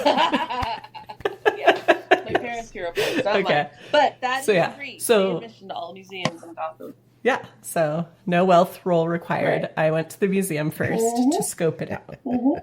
And then based on whatever information I would have been able to glean from that, my plan is to, based on my equipment, use my super sick swing line and grapple to Mission Impossible myself to where this thing is. That's my goal. Absolutely. I would expect nothing Okay. less, frankly. Thank you. So basically the Egyptian wing is like if so this is of course obviously a grand building, the Gotham Museum, very large. It contains art and artifacts from all across mostly European history, let's be honest. There's Greek and Roman art. There's medieval. There's an armory with like arms and armor section. It's a really nice gift store. And modern art as well, But the Egyptian wing is like basically if you go up the grand staircase into the Great Hall entrance, it's off to your right. And so I guess that would be kind of on the west wing of the museum. So really just across the street from where you are currently perched. Okay. And of course there's a very large skylight array overhead. Yes. Yeah, for the dramatic lighting in the daytime and everything too. Okay, beautiful. So since I am perched across the street, what are we talking about as far as distances and traversal to get to this building? Well, that's interesting. Like, yeah, I don't think you have like a bat grapple or anything like that, right? You don't have like. I have a grapple. Oh, you do? Oh, I believe that I Catwoman do. would have a grapple. Yeah. Because I cat grapple. canonically swing my way around right. like sexy Spider-Man. Okay. Like, this is established. Nice. What are the APs on that grapple? Like, how does it say how long it is? I'm so glad that you asked that. It does. It is 5 APs long. That's 100 yards. All right. Wow. Yes, it is. I told you, sexy Spider-Man. Yeah. Hell yeah. Like bondage Spider-Man. Yeah, Bondage Spider-Man. Yeah. There we go. Yeah. Yeah. Get into it. I'm beginning to suspect Catwoman might have some fetish undertones. I'm not entirely sure. Yeah. That has never been established. What? This is a surprise. Okay. So, we're going to see if you can stealthily swing line your way across the street to the roof of the museum without any security or folks on the street noticing. So, obviously, that's going to be your thief skill. Yes. Which is a 9, it looks like. It is. And so, since this is you're not being actively opposed by anyone, we'll just assign an average difficulty to that. I'm using a custom difficulty table printed out on a sheet of paper that I screen capped off some dude's YouTube video. So that's the level of DIY realness we're encountering here. Oh yeah. Good. Peak RPG. It is peak RPG. Okay. This is like when Luzaki told me how to find free D&D combat charts online by Googling Dungeons and Dragons free combat charts. All right. Like it was some kind of life hack. Oh, dear. All right. So you've got a 9. An average difficulty is a 4, which means you need a 5 or better normally. On 2d10. On 2d10? Yeah. 2d10. Okay. Yeah, unfortunately, the character sheet is not set up with a macro to do that for you. Oh, so. No. lovely. I'm happy. Ooh. I got a 15 Holy on my roll. Moses. Okay. Yeah. So let's count that as 3 column shifts.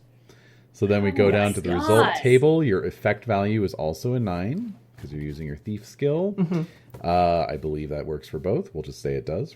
There are some skills that you can only substitute for one value, and then some, like charisma, works for both of them. It's a little confusing, but we'll just say it works for both. So that gives you 6 positive wraps, except you got 3 column shifts, so we count 1, 2, 3. That is all +1, so you actually got 10 wraps. What? On your outcome. So Rainy's first roll in this game is 10 wraps. I don't think any of us got that at all. Well, what I'm trying to do is show you guys how this table works so that you can use it more effectively in the future. What? Thank you for your guidance. No. Rainey came in here to teach you how to play this game, and then she's going to peace out. Yeah. My God. I heard there were some issues with that last time, so I thought I would, Oh my God. No, I just got lucky. Don't worry. None of them that count going forward will be this. No, it's true. It's the one in our tutorial. None of them that count. Where it doesn't matter. It's like roll to see if you eat tuna. Great success. Yeah, okay. exactly. Everything else failed. Yeah. That's right. We'll see if you eat tuna. Oh my God. Tuna. Yes. I know it sounds good, right? Yes. All right. So I forgot to ask, when are you doing this? Is it, I assume it's after business hours, or are you being really bold? Absolutely. Trying to... What time does the museum close? That's a great question. Let's see here. I'm not at all Googling the Metropolitan Museum of Art's hours. Right, the equivalent museum in real life. Yes, Yeah. the Gotham 1987. Metropolitan Museum of Art. 1987. Yeah, in 1980. Don't tempt me, Frodo. All right, so. Oh my God. And what was the weather? Yeah, right. I mean, obviously it's raining. It is raining. It's things. Gotham. You know what? These are... I need to know the moon. That's right. That's right. How dare you? This is an esoteric order game, therefore we must know all We the need the things. This is details. what we I need show the up for. vibes. Yeah. It's true. We have standards. We here. do. Yes. Yeah. Don't make fun. They're low, but they exist. The No. the Met, I mean the Gotham Museum, closes at 5. Right. Oh wait, wow. no, that's Yeah. Sunday hours. I do have to get a calendar out. Fuck my life. Oh, Somebody, dang. somebody give me a D30 roll, please. Let's find out what day it is. Oh, Des hasn't rolled yet. Oh yeah. Yes. Roll D30. The 8th. It is the 8th. Oh, that's a Sunday. Huh, how funny. Hey, All closed go. early. Thank you, Des. I appreciate you. right. So the museum closed at 5, which of course was, even then, was after sunset. So you got the nighttime on your side. Yeah, so I'm definitely in full dramatic twilight moment doing this thing. All right. Okay, so really you just have to contend with the security guards, and it's not too bad. So Small potatoes. Small potatoes. So because you got those wraps, I mean, I'm going to downgrade the difficulty level here, or apply column shifts for you. But yeah, you're on the roof. You've got some skylights. Obviously you case the joint, so you know which skylight to head to. Look down into the Egyptian wing, which of course is not fully lit as it's after hours, but they have a few lights on, a few sconces and so forth. Right. But you see it. There it is, glittering in the half light. Is that this the sarcophagus. opening day? Is this the opening day of or is it the last day that this exhibit is? What do you think, Rainey? Is it the last day or is it the opening weekend? Should I roll to resist Oh yeah, cat crime to see if I could hold out till the last That's day? true. Because I don't think That's I could true. have. Yeah, Yeah. let's take that catastrophic. So the issue with catastrophic level is I need an 18 or better to resist. Fuck, good luck. So I'm going to roll 2d10. I got 16, so close. So I think it's near the end. Okay. But it's not the last day. I couldn't hold out. It would have been more dramatic and cool to do it on the last day, but every time I went in for free, thank you, Wayne Foundation, it made this itch that I just can't resist. Yeah. I need this.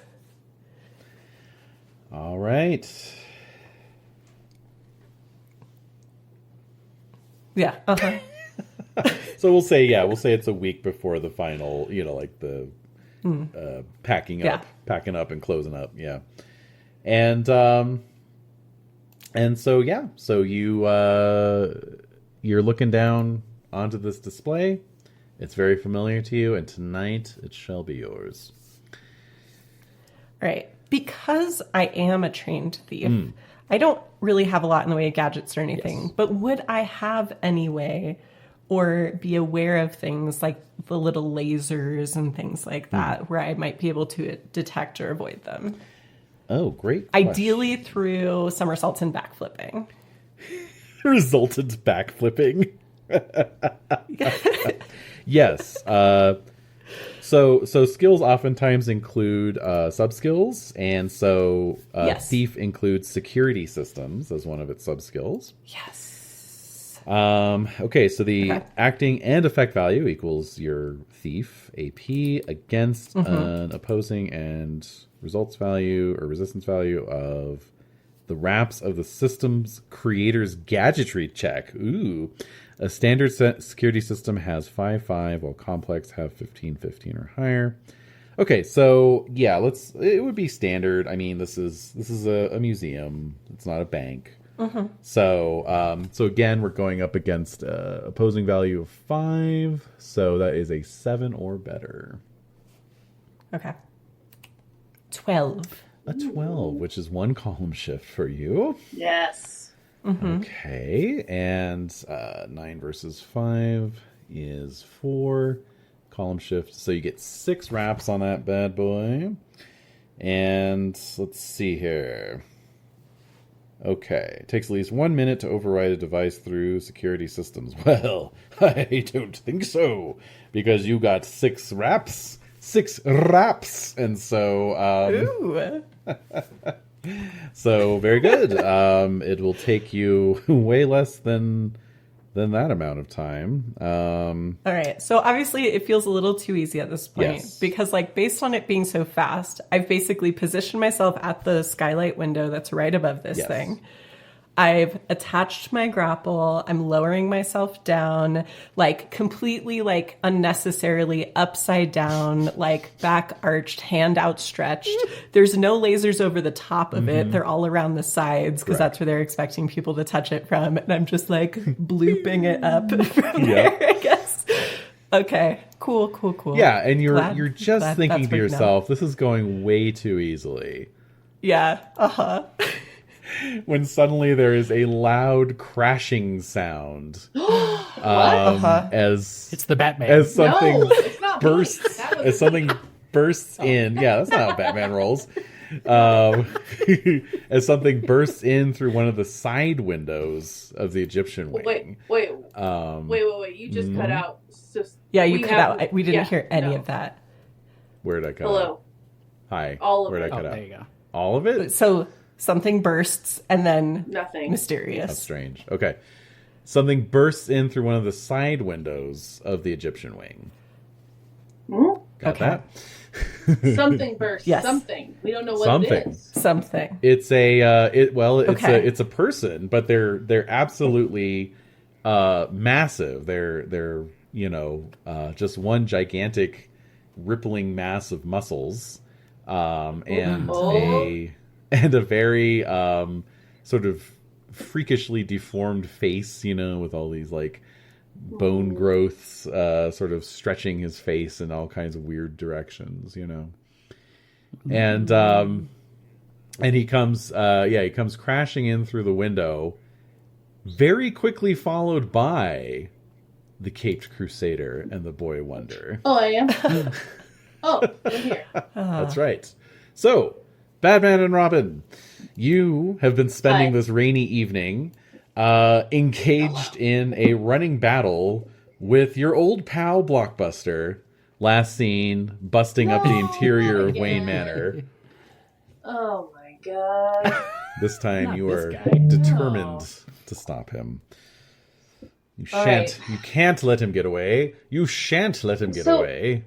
And you can't let him Was get this on away. the first floor?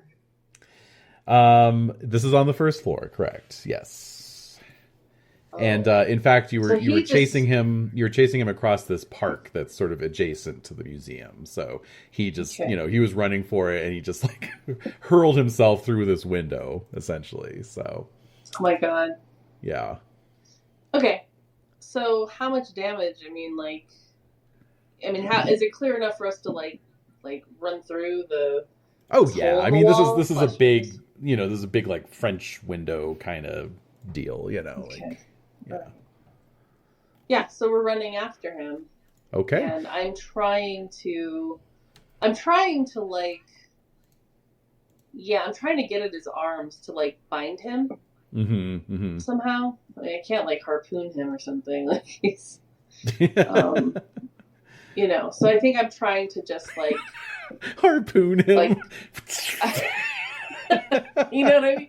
But I want to like get at I want to get at like his feet or whatever. Like try to like trip him up. Yeah.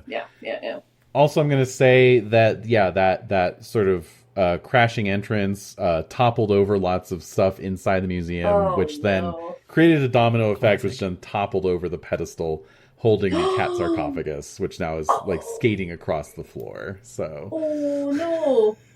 Okay. All right, so let's do initiative rolls for everybody. Okay.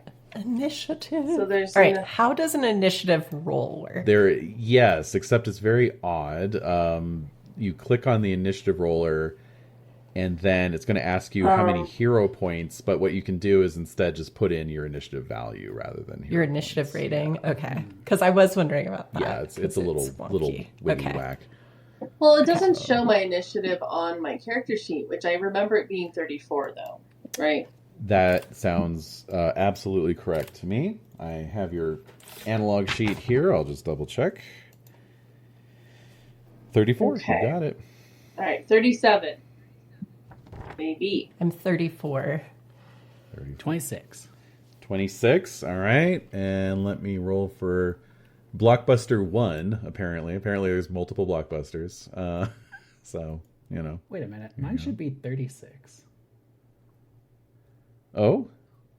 Oh, wait. It's a D10.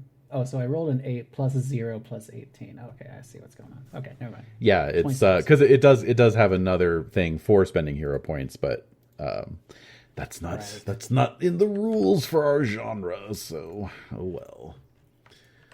All right. Ooh, pretty good roll. Blockbuster there, but of course not good enough to beat our heroes. Okay, so I have to announce. So remember, we go in reverse order of announcing our actions, and so you can decide on your action based on what someone else has said, even though you're going to act before them. I remember that very well. Yeah. Okay. So basically, Blockbuster came in on the south side. He's suffering from his rage drawback and his catastrophic rage, in fact. So he's a bit, blinded by that. He's not acting rationally, clearly. So I think he's just going to keep running across the Egyptian wing, putting all of these artifacts in tremendous peril as he does so. Yeah. He has a body of 12, by the way. So. Oh my god. Okay. Yeah. That's we were talking about equivalencies to jumbo jets and so forth earlier. That would be not too far away from that. Let's see what a body of 12 is in terms of weight. A blue whale. The blue whale, What? 60 tons. Okay, so What? he doesn't literally weigh 60 tons, but he has the sort of physical presence of a blue whale, essentially. What this hell? is like you're trying to Largest punch out a mammal in the blue world? whale. What's that? Right. It's one of the largest mammals in the frickin' world. Yeah, well, welcome the to largest. superhero reality. Right. I think it's the largest right. animal. We're in I think it's the largest animal in the It's world. the largest period. animal. Yeah. All right. Anyway, okay. So he's going to be just causing all kinds of wreckage and mayhem, as he tends to do if he's not. So I need to neutralize stopped. him as quickly as possible. Yeah. Correct. Yes. He is running. Basically, his path will take him out towards the Great Hall entryway. And if he keeps going in that direction, he'll run into the Greek and Roman art wing, or he might turn. Yeah, or he might turn and run out the main entrance, and go charging out onto the street out there. So either way, not great. So that is his intention. He's going to try and get away. So Robin, you're up next. You're jumping in behind Batman, obviously. Jumping in behind Batman, and we need to try to trip him up. I know Batman probably going to go for the legs. Is that what you said, Deb? Yeah. Mm-hmm. I think here. I think what I'm thinking is that I want to be like, I want to be like a fly that is like distracting him. Yeah. Mm-hmm. And my plan is to use my Omni gadget for super speed to like go in circles around him, and, like jumping off the, jumping off the walls and the columns and stuff like that, just like dodging all of his attacks, purely focusing on speed and like dodging. So that I serve as like a distraction piece for Batman's offensive takedown. I like that. So what is the gadget that is giving you super speed? I think it's probably some kind of like footwear. Rollerblades? Like, yeah, exactly. Like jet-powered rollerblades. Jet-powered rollerblades. Yes. They're bat blades. Yeah, They're bat blades. Bat blades for your Yeah. Oh, fucking A, I love it. All right. Of course I'm going to approve that. All right. Oh, Jesus. All right. So yeah, that's my plan. Okay. Great. So let's see. Yeah, that'll allow you to cover, with 5 APs, that'll allow you to cover 100 yards of distance in one round. So that would easily get you out in front of him, really. So, Okay, Catwoman, you're up next. What would you like to do?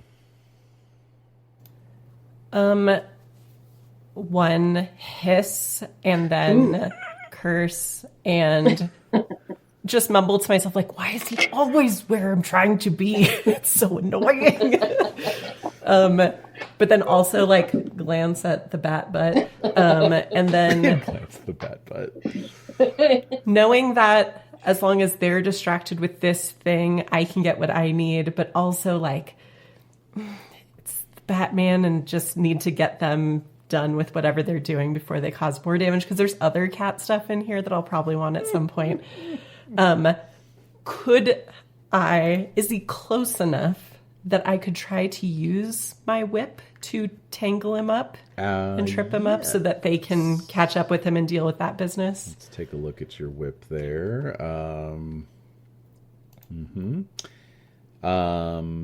Okay, so body of 4. Yeah, I'd say so. Absolutely. Okay. Yeah. Cool.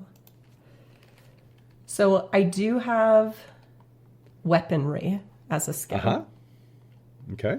With skill of 9. That would definitely be what we would use, I think, because... Okay. Yeah.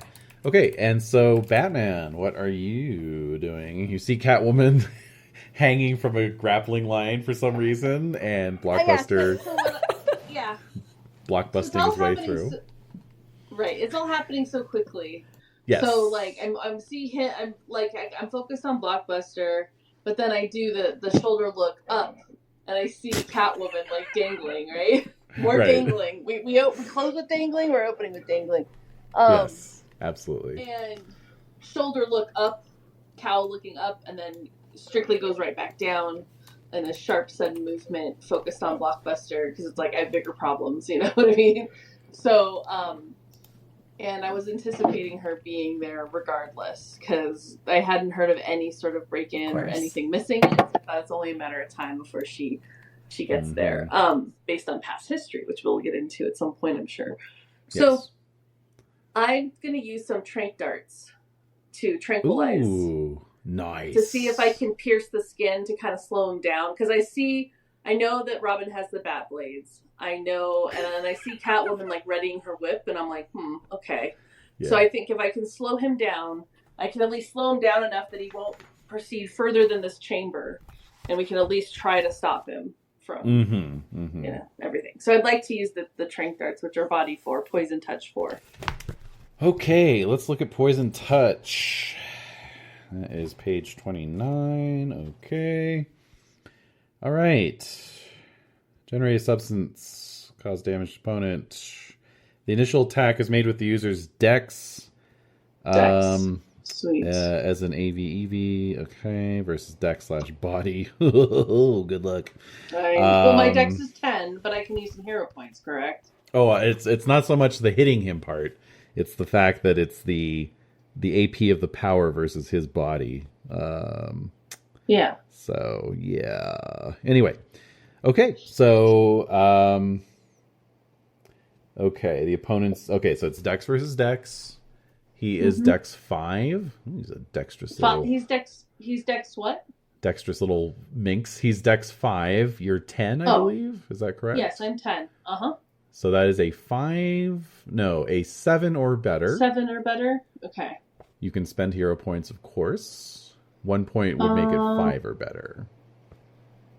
I'm going to go with it. I'm going to try it. You're just going to go with it. It's a straight roll. Go for it. Yeah. All right. That's a 16. Hey! Big.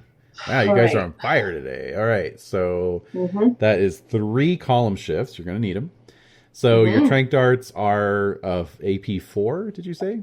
They are body 4 and poison touch 4. 4. Okay, thank you. His body is 12.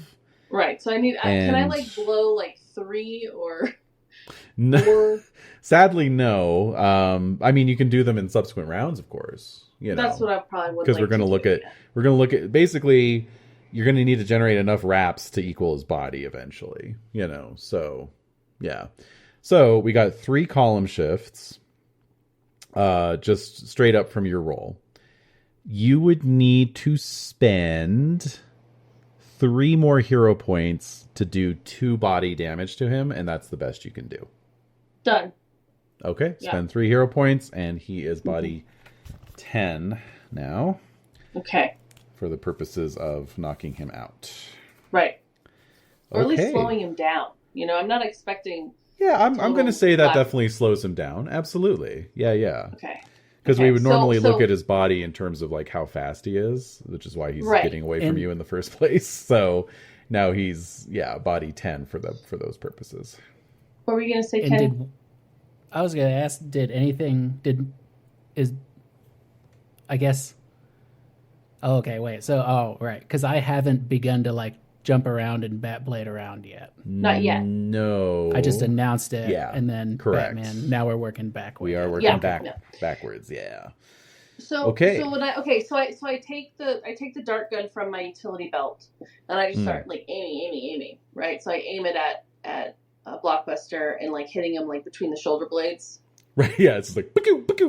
Yeah. Just trying to pump him full of tranks. Yeah. Absolutely. Yeah. So I hit my mark and then I'm running toward him, trying to catch up with him. Love it. All right. Catwoman, you're up next. Yes. I am rolling dice. Okay. I don't know what I'm rolling against for this one. This would be Dex versus Dex again. So, weaponry versus Dex in your case. Right. But I believe those are... So weaponry is 9. Anyway. Yeah, because it's a linked skill. Yeah. Okay, so 9 versus 9, what is that? An 11.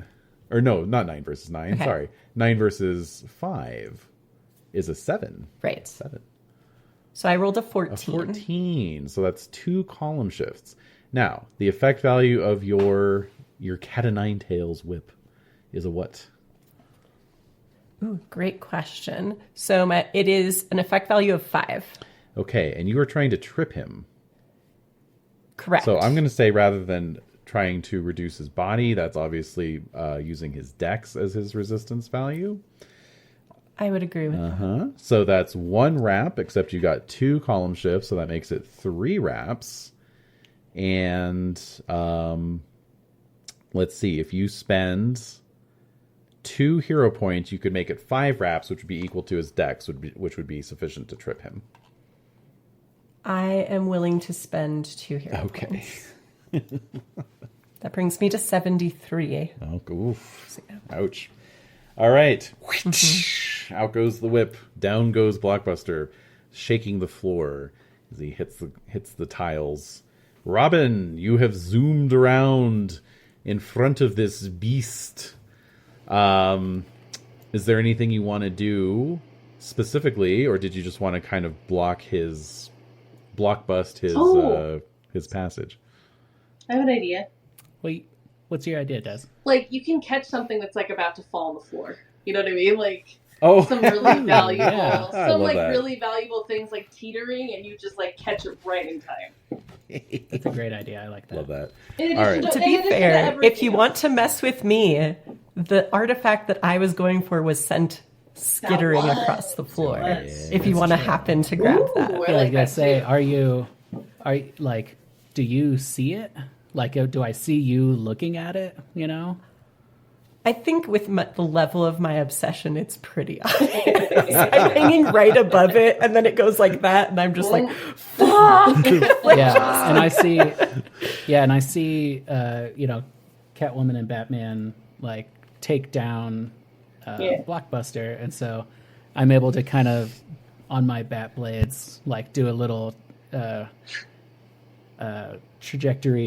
course correction. Yeah. And scoot over, slide over, blade over. Yeah. To the cat sarcophagus, and just as Catwoman's looking at it, Jason Todd swings by and swoops it up. Kind of looks back at her, smirking this little shit-eating grin. Yeah. Trademark Corey Feldman shit-eating grin. I love it. Exactly. Yeah. It's so good. All right. All right. And so Blockbuster's stated intent was to keep running. He has been prevented from doing that, so therefore he cannot do anything else this round. All right. So let's take it to the top, or let's take it back to initiative, and let's re-roll. Roll it up again. All right. I love that Catwoman actually can give Batman a run for his money in terms of initiative. Me too. Yeah. I like it. I like that. I haven't so far because I'm too distracted by this oaf ruining my whole sneaky evening. But yeah. All right. So I, again, unsurprisingly, lost that initiative. So Blockbuster hit the dirt. So obviously he is going to try and snap the whip that is currently entangled around his ankles. And that is his intention. Robin. Okay. I think my intention is to get behind, put space between me and Catwoman. Make sure that Catwoman can't get, or at least in order to get the thing that Catwoman is attempting to steal, she has to go through Batman. So so you're going to skate back around, basically? Yeah, exactly. So I'm going to skate back around and put Batman between me and Catwoman. Nice. I love that both of us are just leaving Batman to finish up his business while he's got it. Totally. Get into it. He's got this. Which is so cool. Thinking about exactly how cool that is. Like Batman and Blockbuster just like crashing into one another, and then like this cat and mouse game trying to cat and bird get this artifact. Like a bird. That's right. Trying to jump on a robin in the front yard. So yeah, that would be my intent. I don't know what role I would need, but I'll let you figure that out. Yeah, we'll leave the cross bat that when we like get the bat. there. It'll be like the gadget. Wouldn't it be a gadget? Your stupid gadget. It might. I mean, it my might. life difficult. Get ready. Get ready. Oh no, here we go. You stupid gadget. Turn my Omni gadget into a gun. It's just a gun. No, you only get the one shot. You only get the one time. Subplot achieved instantly. Subplot achieved. All right, what's Catwoman doing next? my intention, if this little bird is flittering away with the thing that I need, is to change my suspension strategy from lowering to swinging after him, just with my long ass swing line. Just kind of go into like a little spin to get some momentum going, and then just swing out and around. I like it. Yep. Yeah. Okay. Totally ignoring Batman and Blockbuster. Right. Oh yeah, it's not your fault. We have bigger games to play here. Yeah, We have bigger blocks to bust. This is more fun. All right, so, Batman. So Blockbuster is like prone on the ground, right? He's like tumbled. He is prone. He's struggling. He's like, meh. Yeah. Please don't let him break my whip. They're expensive. I know. I'm trying. I mean, all right. I'm trying. I'm doing my best. So the whip is around his ankles. Correct. Mm-hmm. Okay. So I'm going to get my bat rope. Yeah. It's extra sturdy and strong, and I'm going to start to tie up his ankles. Yeah. You're essentially going for a grapple, basically. Yeah. Mm-hmm. Okay. Coolie beans. All right. A grappling attack is 0 column shifts. So, you're just going to be attempting to dex versus dex essentially. And I'll give him, since he's prone, I'll give him a column shift penalty of 1 column shift in your favor. So your dex is 10, he's 5. Column shift to the left gives you a 5 or better. 8. Ooh, it's tough. I mean, he's huge. He's huge. He's huge, but I'm doing it. I mean, I'm getting it done. Let's find out. So now, oh shit! What is the body of your bat rope, your bat grapple, whatever it is you're using? Let's see here. Your bat line, right? Is that what you're using? Your bat line? It should be the bat line, yeah. So that's actually, 8, we want to look 3. at the strength. Yeah, so strength of 8. Strength 8. Good. Okay, excellent. 3. So your trank is slowing him down a little bit, so he's got an effective body of 10 for these purposes. So actually would really be his strength, I'd say. So it's your strength versus his strength. Oh, so 10 versus 10. 5. No, my strength is 5. No, it's the strength of the bat line, though. Strength of... pardon. Yeah, that's right. Strength of 8. Excuse me. 8 versus 10. So normally that would be a null result. You can shift that, though, by spending... Let's see. You can spend up to 3 hero points to give yourself 4 wraps. Okay. So 4 wraps. Very good. And let's just see here. Oh, you're making me look up grappling rules. Every GM's worst nightmare. All right. Rules Manual 11. Okay. Oops, wrong book. Thing with box sets is you're having to switch between books. Maybe I should just get that 3rd edition rule book. Okay, let's see here. All right. Interesting. Okay, so let's see. You are attempting to grapple him. And what does it say here? It's not really telling me on the page that it indicated what a grappling attack does exactly. But I think with 4 wraps, I mean, obviously he's going to try and break free, right? So the main thing we want to know, here we go, grappling attack. Okay, so, okay. If this attacker earns 1 or more wraps, the target and the attacker become grappled, and the defender takes damage as usual. The effects of so you do 4 wraps to his body, basically. So he's now down to body 6. The effects of a successful grapple are as follows. Until it is broken, both attacker and defender can physically attack only each other. Mental and mystical attacks may still be made. doesn't really apply. If a target that becomes grappled has not yet acted during a phase and has earlier declared that she or he would be performing an action which is now illegal, you do not get to act in that phase at all. Well, it is still legal action since he's trying to break free. Okay. Grappled characters use their strength as their acting and opposing value, as well as for their effect value. Okay. Okay. Character that attack. Oh, interesting. So he could still potentially move even though you've grappled him. Right. Because he would have enough strength to overcome the grapple. But he would be obviously much slowed down. Mm-hmm. Okay, so he's going to attempt to break the grapple. And let's see. The breaker's strength, obviously. Okay. Versus the strength of the thing that's grappling him. Okay. All right. Okay. So he is strength 10.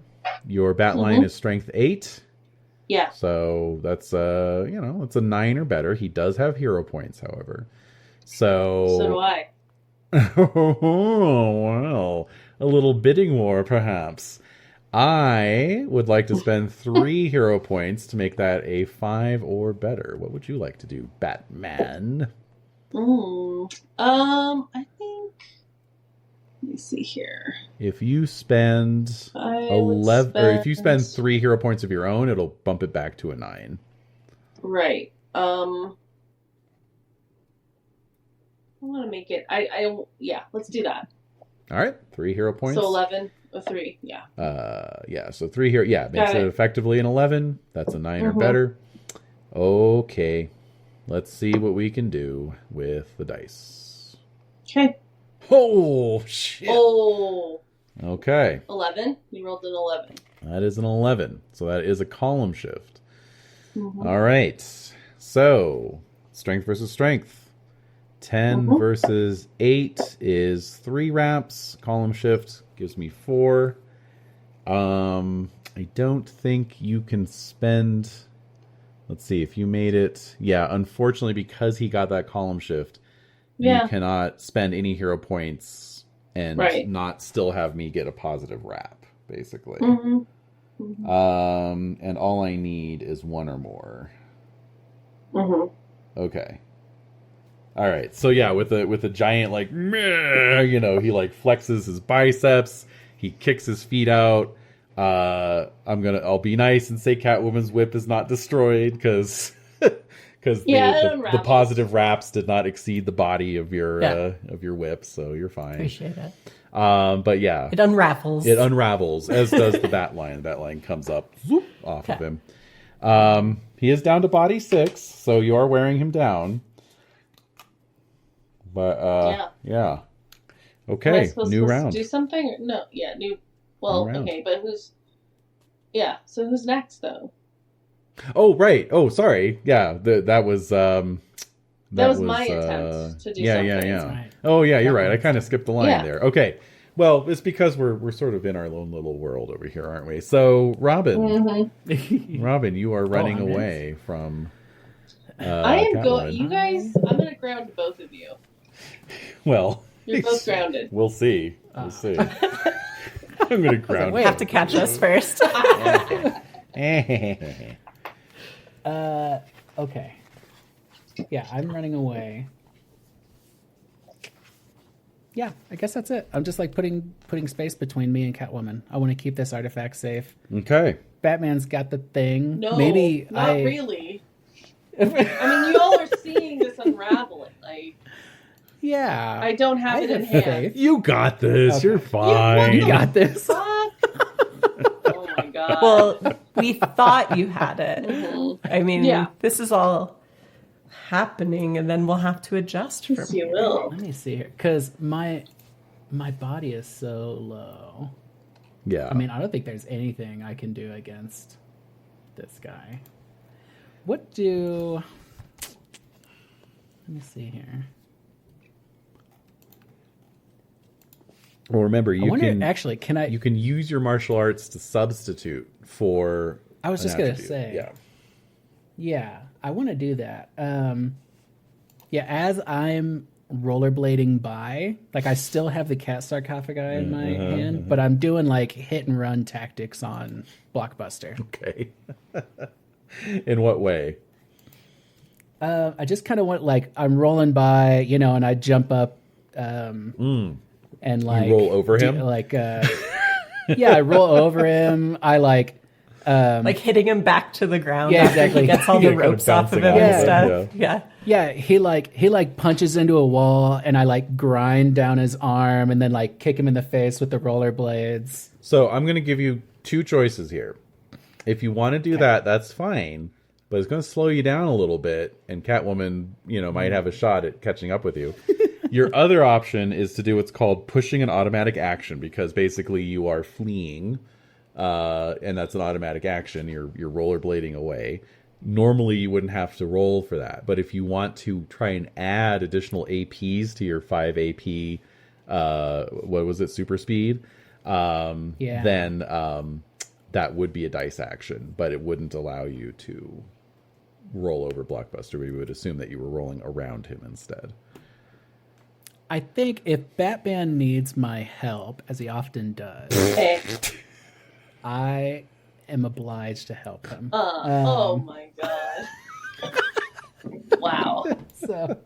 So yeah, let's go ahead and we'll kick him in the face. And if Catwoman put down and your I artifacts so that you have, you know, your hands free to That's help a great Batman. That's a really good idea. I can put it on the table. Yeah, just and then put it back you can on the just walk pedestal. up to it. Yeah. And knock it off. All right. I'm gonna do that. I'm gonna hit Blockbuster with my rollerblades as I'm still trying to keep away from Catwoman, obviously, but that's secondary. I need to make sure Batman stays alive. Okay. What is your dex? My dex is 6, but if I can use my martial arts, that's 7. Okay. You can either use it for your acting value, your dex, or your effect value of your strength. I'll do the effect value of my strength. Yeah. So we'll go with 6 versus 5, which is an 11. Obviously, you can spend hero points. 3 would give you a 7 or better. I'll spend 3. Okay. 7 or better. All right, on 2d10. Mm-hmm. Let's go.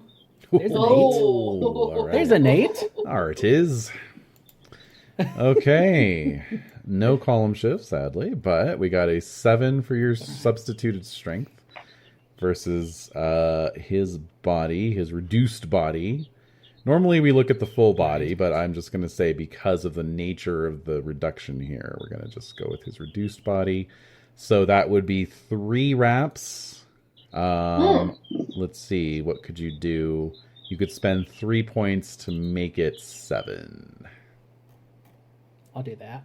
Okay. All right. So that would be enough to knock him out. Hell yeah. And yeah. Very Catwoman. cool. Catwoman, what are you doing? All right. So, did Robin actually put down No. the cat cophagus? Okay, no. All right. No, I have it in my hand as I grind down Blockbuster's forearm and kick him twice in the face. My intention was already stated that I am swinging after Robin to collect my cat. Yes. All right. I want this to succeed because it's the moment where like Robin's just like holding it in his hand. He's like, "What do you think?" And you like swing by and just like grab it right out of his hand. Yep. Exactly. And then Batman just grabs me. That's right. And I'm like, We'll find out next round. So I do have acrobatics of 9. Okay. Just so we know. Okay. Okay. All right. That sounds good. What is Robin's dex? Ooh. I did not roll well. My dex not roll well. is 6. Okay, so that's a 7 or better. Would you like to spend any hero? Oh, I did Oh, roll you that. did? I rolled a 9. Okay, you went ahead and did it, and you rolled a 9. Okay, that's fine. So, and then your acrobatics again versus his dex. That is 4 wraps. So, yeah, I mean, I'd say really any wrap. Any wrap is a good wrap. So, yeah, you grab the sarcophagus out of his hands. Excellent. Okay. I give him a wink as I Yoink. do. Yeah, make a yoinking sound. All right. Oh, no, it said wink. She said winking. Oh, even better. Even better. Yeah. All right, so Blockbuster's down. Let's roll initiative for the three of you. All right.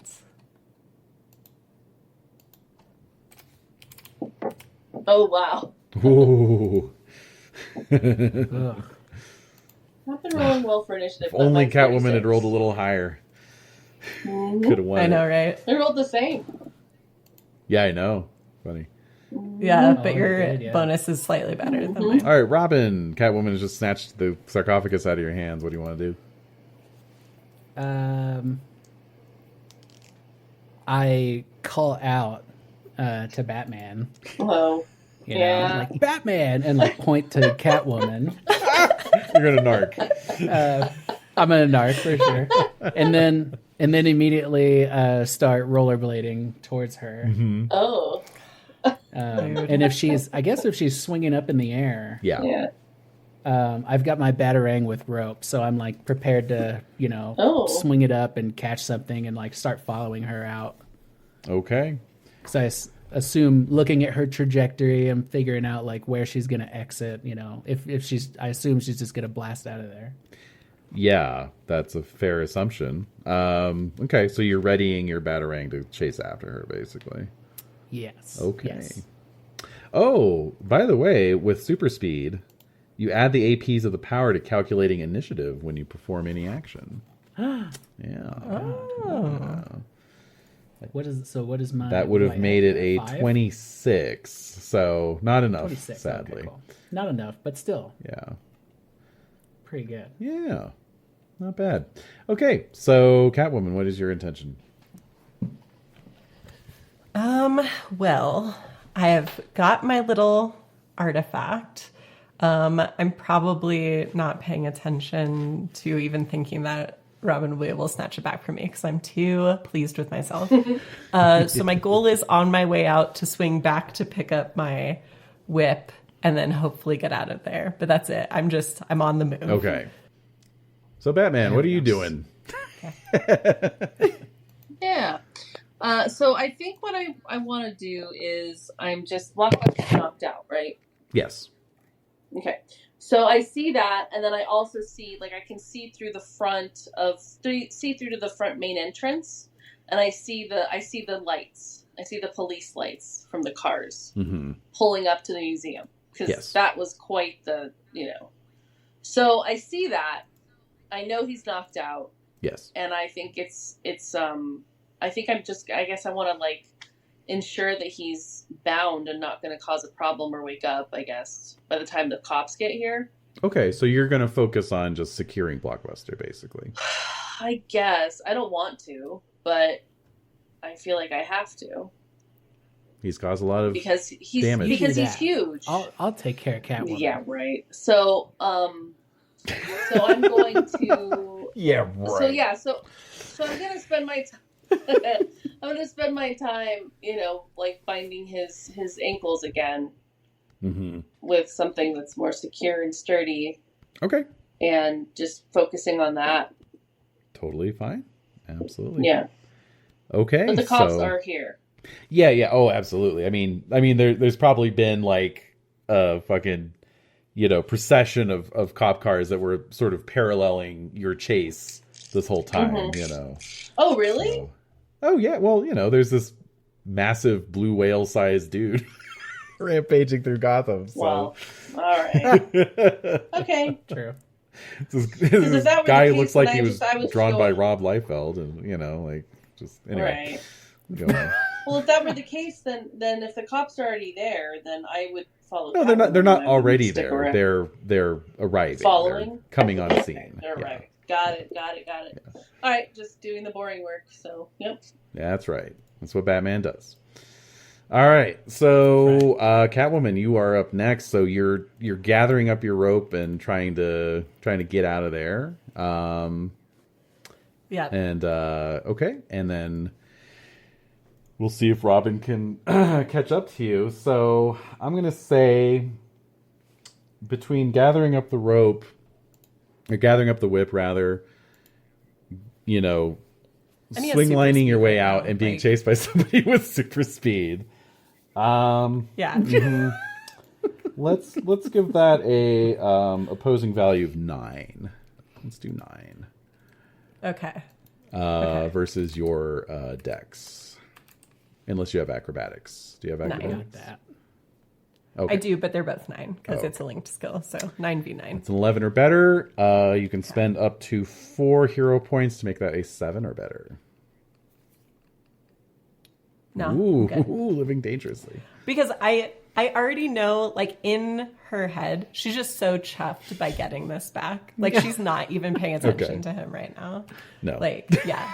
So I have a 9. Nice. Yeah. Wow. All right. Yeah. Right on the money, 9. Yeah.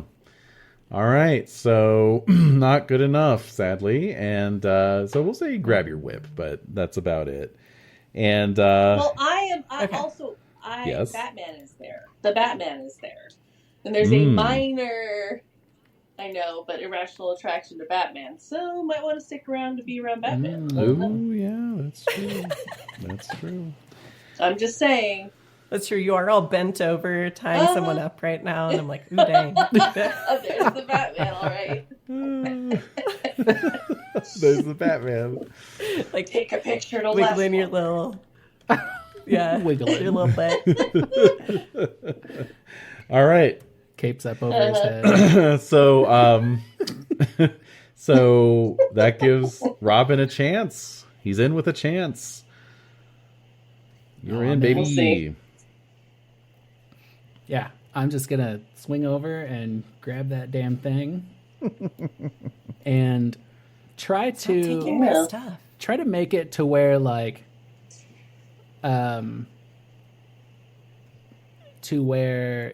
I'm either closer to Batman, so if she wants it back, she has to go through Batman. I think that's the move. Yeah. That's the move. Okay. That's what I'm gonna do. So so you're trying to snatch it back. You're trying to yoink in return. Okay. So Yoinking. your dex is a 6, you say? My dex is a 6, but does my super speed add to that? Your super speed would figure in terms of like getting away, like how much distance you can put in, you know. Oh, okay, cool. So 6 versus 9 is a 15 or better. Ouch. The best you can make it is an 11 or better by spending 3 hero points. I will spend 3. Okay. Okay. It's not worth it. Just let me have it. It's fine. And I need An I need 11 an or 11 better, or better. yeah. You said? Mhm. Let's go. 9. Oh no! Twinning. I We're don't- both just failing Yeah. everything. I know. Okay.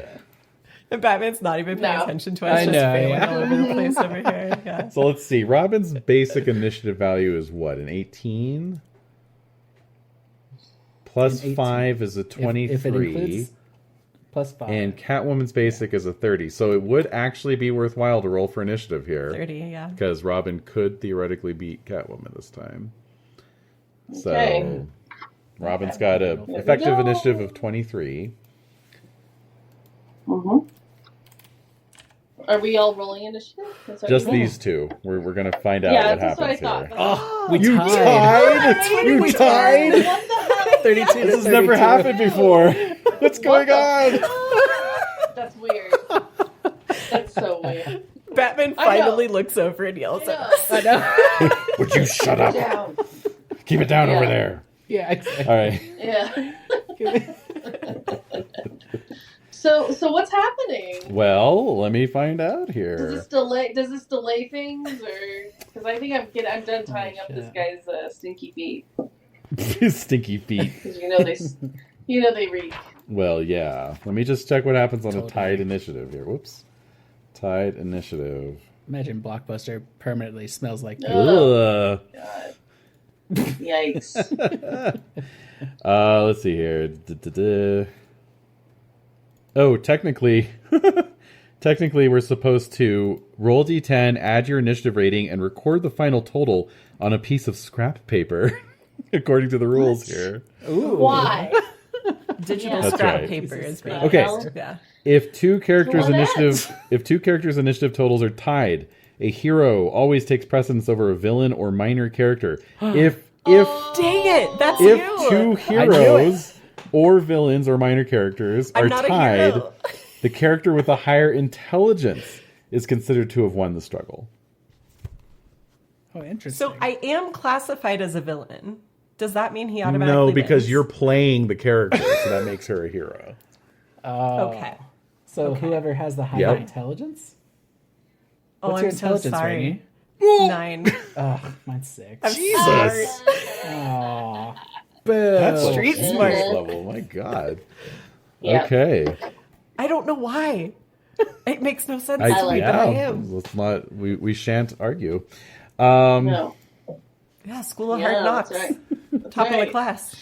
All right. So, and we already know what you're both trying to do. Robin, you want to take the sarcophagus away. Catwoman, you want to escape. If you would like, Catwoman, you can declare a dodge action, which will give you. Let's see. Well, actually, no. That's only on opposing value anyway. So that would be if Robin had won the initiative. You could have tried to dodge. So, yeah. Essentially, you're just trying to get. Repel your way back up the way you came, I assume? So the flashing police Yeah. lights are obvious. Are they too close? Is this going to be a problem for me right now? If you get up to the rooftop, you should be able to get away. You don't hear any helicopters or anything, or dirigibles. All right. Cool. Yeah. With Yeah, the spotlights exactly. like they have. Yeah. So, yeah, I would, have some sort of pithy line like, you should know better than to let a black cat cross your path, and then like, woo, it's my goal. All right. Yeah. So can I say something after? Absolutely. What do you got, Bats? So what I'm going to do is I'm going to see the doors of the main doors of the museum are opening up. Mm-hmm. Mm-hmm. And Blockbuster is secured. Mm-hmm. Mm-hmm. Mm-hmm. And I'm gonna get my batarang and my line, and I'm gonna follow Catwoman out of the building. Oh shit! All right. And then I'll say to Robin, I'll be like, oh, shit, oh god, I can't think of anything. I'll just give him a look because I realize how little Batman speaks. So I'll just give him a look, and I'll just shake my head, and then I'll just. Oh. Which requires you to shaking your whole shoulders. shoulder. Exactly. Assembly. Exactly. And then I'll battering up to follow Catwoman out of the building, and Robin, you know where to go. Like, don't follow me. Uh-oh. Also up. Ooh, Don't follow me. uh-oh. Oh my God. No, you're going to. It's good. I think that's a good place to close, but. Yeah. We just have to roll. Yeah, we just have I to think roll to see if Catwoman gets away or not. So Yeah, we'll see. that would be your acrobatics versus Robin's dex. So that is a 7 or better. You can spend 4 points to make it a 4 or better. No, we're good. Just trying to get out of there. It's fine. Nice. What 17. the fuck? All right, so Nice. yeah, you get away with 3 column shifts, and and Batman. Yeah, I agree. It's a good place to leave it off. So, Catwoman, you are zoop up through the skylight. Batman, not far behind. All right. Since I Yes. rolled so high, can I do the canon Catwoman move of like doing the little upside down like smooch on Batman's cheek as I like zip up back through the roof? Absolutely. Okay, awesome. Perfect. All right.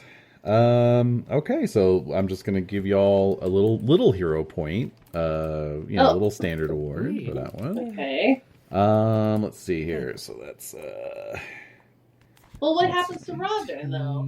well, He's Robin's just left looking. He's left looking up at the hole in the roof. Yeah, well, I feel like I'm standing there, like, looking at the looking at the big hole in the wall where the Oh, police yeah. are like getting out of their cars, and it's just me left to deal with Yep. Gordon. Oh, I like that. I love that. Yeah, absolutely. Absolutely. That makes total great. sense. Yeah. Okay, so. All right. So for Batman and Robin, you get a very nice 69 hero points. Hey-oh. And Catwoman, you're going to get 61. Nice. Nice.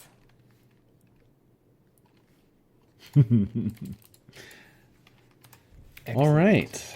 And we'll pick it up there next time up on the roof with Batman following Catwoman up onto the roof, and we'll just see what happens. Oh, really? Wonderful. Yeah. Okay. Yeah. Indeed. Right. I told you there wouldn't be a Very lot of good. time jumps, and I am standing by it. You're sticking by that. All That's right. Cool. All right. Well, thanks, everybody. Wow. Yeah, thank you guys. Fun to be back. Indeed. Yeah, thank Rainey, I'm you glad to for have you letting here. me Yeah. Oh, I know. barge in with Catwoman.